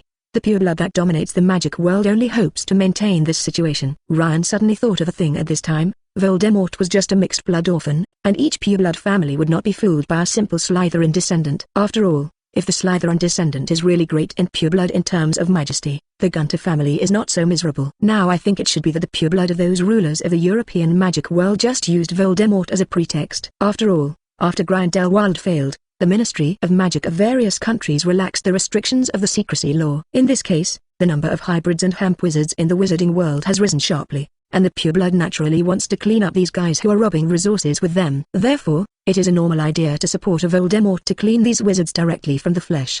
But pureblood did not expect Voldemort to rely on enough strength and charm to seduce the young generation of each pureblood family, and then use various methods to kill the pureblood of his peers. In the end, he became the master rather than the of the pureblood family. For example, Malfoy's grandfather died of dragonpox, but it is well known that people who have dragonpox can easily distinguish it from the appearance. Malfoy's grandfather can no longer be unprepared when facing patients with this acute infectious disease, so this cause of death is more suspicious. It's no wonder that the Weasley family has become one of the biggest beneficiaries after the war in history. A homeowner who has a sober mind and can understand the historical development trends as a family leader can really take a lot of wrong paths. Ryan, are you okay? Ryan was thinking of these messy things and felt someone shaking him. He recovered and found that the Weasley twins stared at him nervously. We were talking just now, and you suddenly started to be in a daze. We thought you had something wrong. It's okay, it's just that things have been a little bit more exhausting recently. After that, Ryan took out 2 bronze defensive bracelets and gave them to the twins. Every night I have to remember to replenish the store, so that I sleep late every night. You remember this? So busy. George took 2 bracelets with a look of excitement. I thought you wouldn't have time to do this after you became a warrior this year. By the way, wouldn't it prevent you from playing? No. You can rest assured, Ryan promised. When making these bracelets, I can also transform my thinking, which is equivalent to resting. After chatting with the twins for a while, Lane went upstairs to get the textbook. Because the next lesson is Professor McGonagall's class, she will not give anyone a face if she is late. Heavy snow fell on the castle and the ground. The light blue carriage of Booth Barton looked like a big frost squash in winter, and the frosted gingerbread house next to it was Hagrid's cabin. On the side of the ship Deem Strand a layer of ice has formed, which becomes smooth and translucent, and a layer of hoarfrost is also stained on the sail.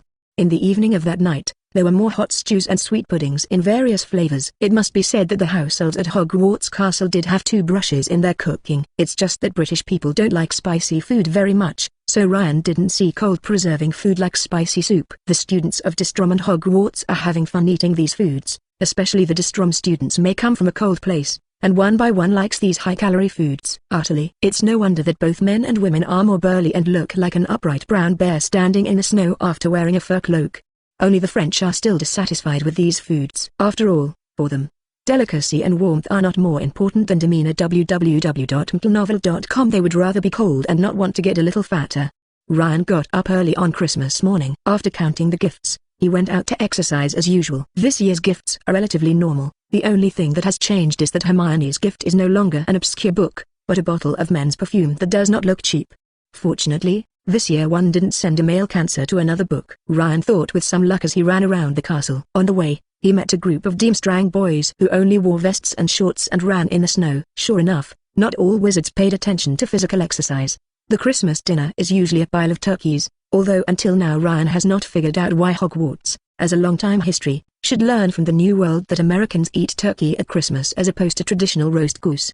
In the afternoon, all Gryffindor employees basically went to a snowball fight on the playground. At this time, Ryan naturally had to join forces. However, after the Weasley twins used magic to direct the snowball to smash people, and Ryan directly used alchemy to make a lot of snowballs and almost became a snowman, the use of magic to throw snowballs is prohibited on the playground. At 5 in the afternoon, Hermione took Ginny out with the girls and went upstairs to say that she wanted to dress up. It seems that no matter what kind of world it is, no matter men and women, as long as you dress up seriously, it is definitely a big project. What? You need 3 hours? Ron exclaimed in the direction Hermione and Ginny left. Ryan and Harry glanced at each other after seeing this scene and shook their heads helplessly. There is no Christmas tea party this year because of a dance. Ryan had a fun afternoon and completely relaxed. He didn't go upstairs with others to prepare for the dance until nightfall at 7 o'clock in the afternoon. Chapter 300, Prom. The preparation of the boys for the ball is much simpler, and it is okay to put on a dress gown after taking a bath. It's just that Ryan gritted her teeth before going out and decided to spray a little perfume from Hermione on her body. After all, spraying perfume is a little bit challenging for a slightly straight man. Fortunately, Hermione sent a magic perfume, but only a little scent of cypress branches, which made Ryan feel more comfortable. After going downstairs, Ron came up again to thank him. If it weren't for Ryan's help this time, he would definitely show a big ugly face in front of everyone. The day before yesterday he was desperately inviting Parvati under Harry's cheering. Fortunately she agreed. This also allowed Ron to avoid the embarrassing scene of a person going to the ball. Harry walked out of the crowd at this time, wearing a gorgeous gown and red robe. Don't mention it. This was bought by Sirius, saying that as long as it is worn, it will attract the attention of the audience. But I just thought of Lockhart. If this dress is customized, it can't be expensive. I will definitely not wear this one if I return the product. But when he said disgusting words,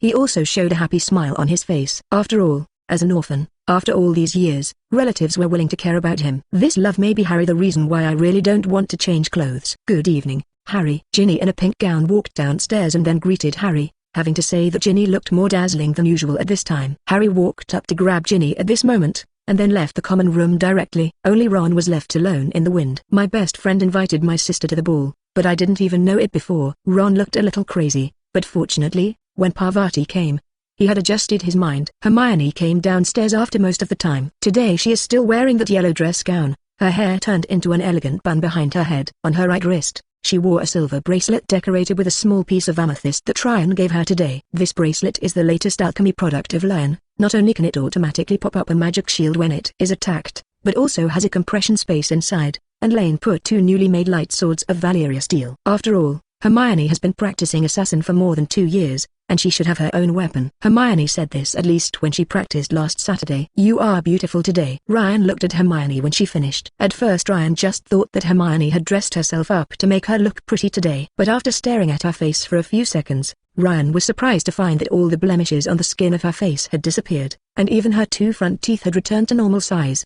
What have you been staring at my face for? Hermione asked uncomfortably when he saw Ryan keep looking at his face. Is there something wrong with my face? You seem to be a bit different from what you used to be, Ryan said subconsciously, and he got a white eye. Did you find out now? This is thanks to the power gift that I got in the temple during the last adventure. I only later felt that the power can not only improve physical fitness but also improve people's appearance. So now I become this is what you see. Hermione whispered on the way down the hall to the auditorium. Ryan felt that he might have been optimized too many times before, resulting in a change that was not as obvious as Hermione. And he saw Hermione every day, so he didn't pay attention to the little changes in his usual days.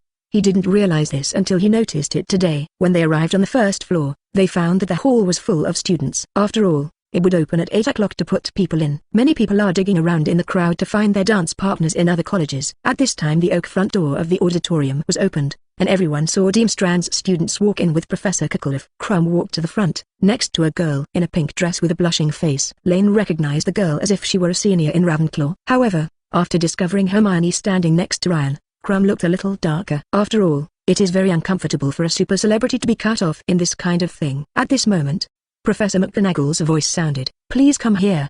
Professor McGonagall is wearing a red tartan robe today, and the hat brim is decorated with an ugly wreath of thistles. She asked the 6 warriors to stand by the door with their dancers and let others go first. After the students were seated, they lined up and walked into the auditorium. At the front are the 2 ladies of Booth Barton. Ryan can see that Furlong's dance partner is still a look of being smashed by the Heavenly Grand Prix, and Ryan they are ranked at the end of the team as the host. I'm a little nervous now, Ryan. Hermione suddenly whispered beside him. It's okay, we've even seen the Dead Sea, and there's nothing worth stressing on this occasion. Lane leaned over his head and whispered comfortingly. Probably because the movement was a bit big, the result was Professor McGonagall's glare. After everyone was seated in the auditorium, Professor McGonagall called the warriors and their dancers to line up 2 by 2 and followed her in. They walked in and walked towards a large round table with the referee in front of the auditorium. The people in the auditorium applauded enthusiastically. Ryan saw that the members of the book club were waving at Ryan and Hermione. The thing that surprised him the most was Swindon. The dancer she brought was actually Ravenclaw freshman Celia this year. In addition, there were some acquaintances who waved, such as Hermione's roommate Angelo and the new member of this year's reading party, Mine, joined the ball. But she looked a little funny than her male partner. It is estimated that they will not dance together for a while, but it is only through this method that Maine can participate in the ball. After looking around, Ryan discovered that couples were more than just this pair. www.mplnovel.com over there. Crabbe and Gower sat on the round table in Slytherin. They didn't know who they were for a while. Jump female step. A pair of lilies and a pair of bases is indeed a corrupt country. Lane thought and waved to acquaintances with Hermione. The walls of the auditorium were covered with shiny silver frost. The ceiling was a starry night sky, and hundreds of mistletoe twigs and ivy garlands were hanging. The 4 college tables were gone, replaced by 100 small tables lit by lanterns, with 10 people sitting beside each table. After sitting at the table, Ryan discovered that the warriors were eating at the table with the referees. He felt that the meal was definitely a torture. Sitting on the same table as the unlucky and severe elders during the Chinese New Year. In particular, Ryan was sitting just across the face from Mr. Crouch. There is no food in the shiny golden plates, but everyone has a small menu in front of them. I saw Dumbledore took a closer look at his menu, then pointed at his plate very clearly. Pork chop. The pork chops appeared immediately. The others on the table suddenly realized that they followed suit and ordered their favorite food on the plate. Crumb looked a little silent on the table at Ryan, but he lowered his head to eat. And Fleur Delacour is criticizing the decoration of Hogwarts to the dance partner Roger Davis. Fortunately, Principal Dumbledore used humorous words to resolve these embarrassments, so that the dinner was smooth. After everyone had finished eating, Dumbledore stood up and called the students to stand up too. Then he waved his wand and all the tables swooped to the wall, leaving an empty space in the middle. He turned into a high stage and stuck it to the root of the right wall. It seems that we are about to enter the main part of the ball and dance.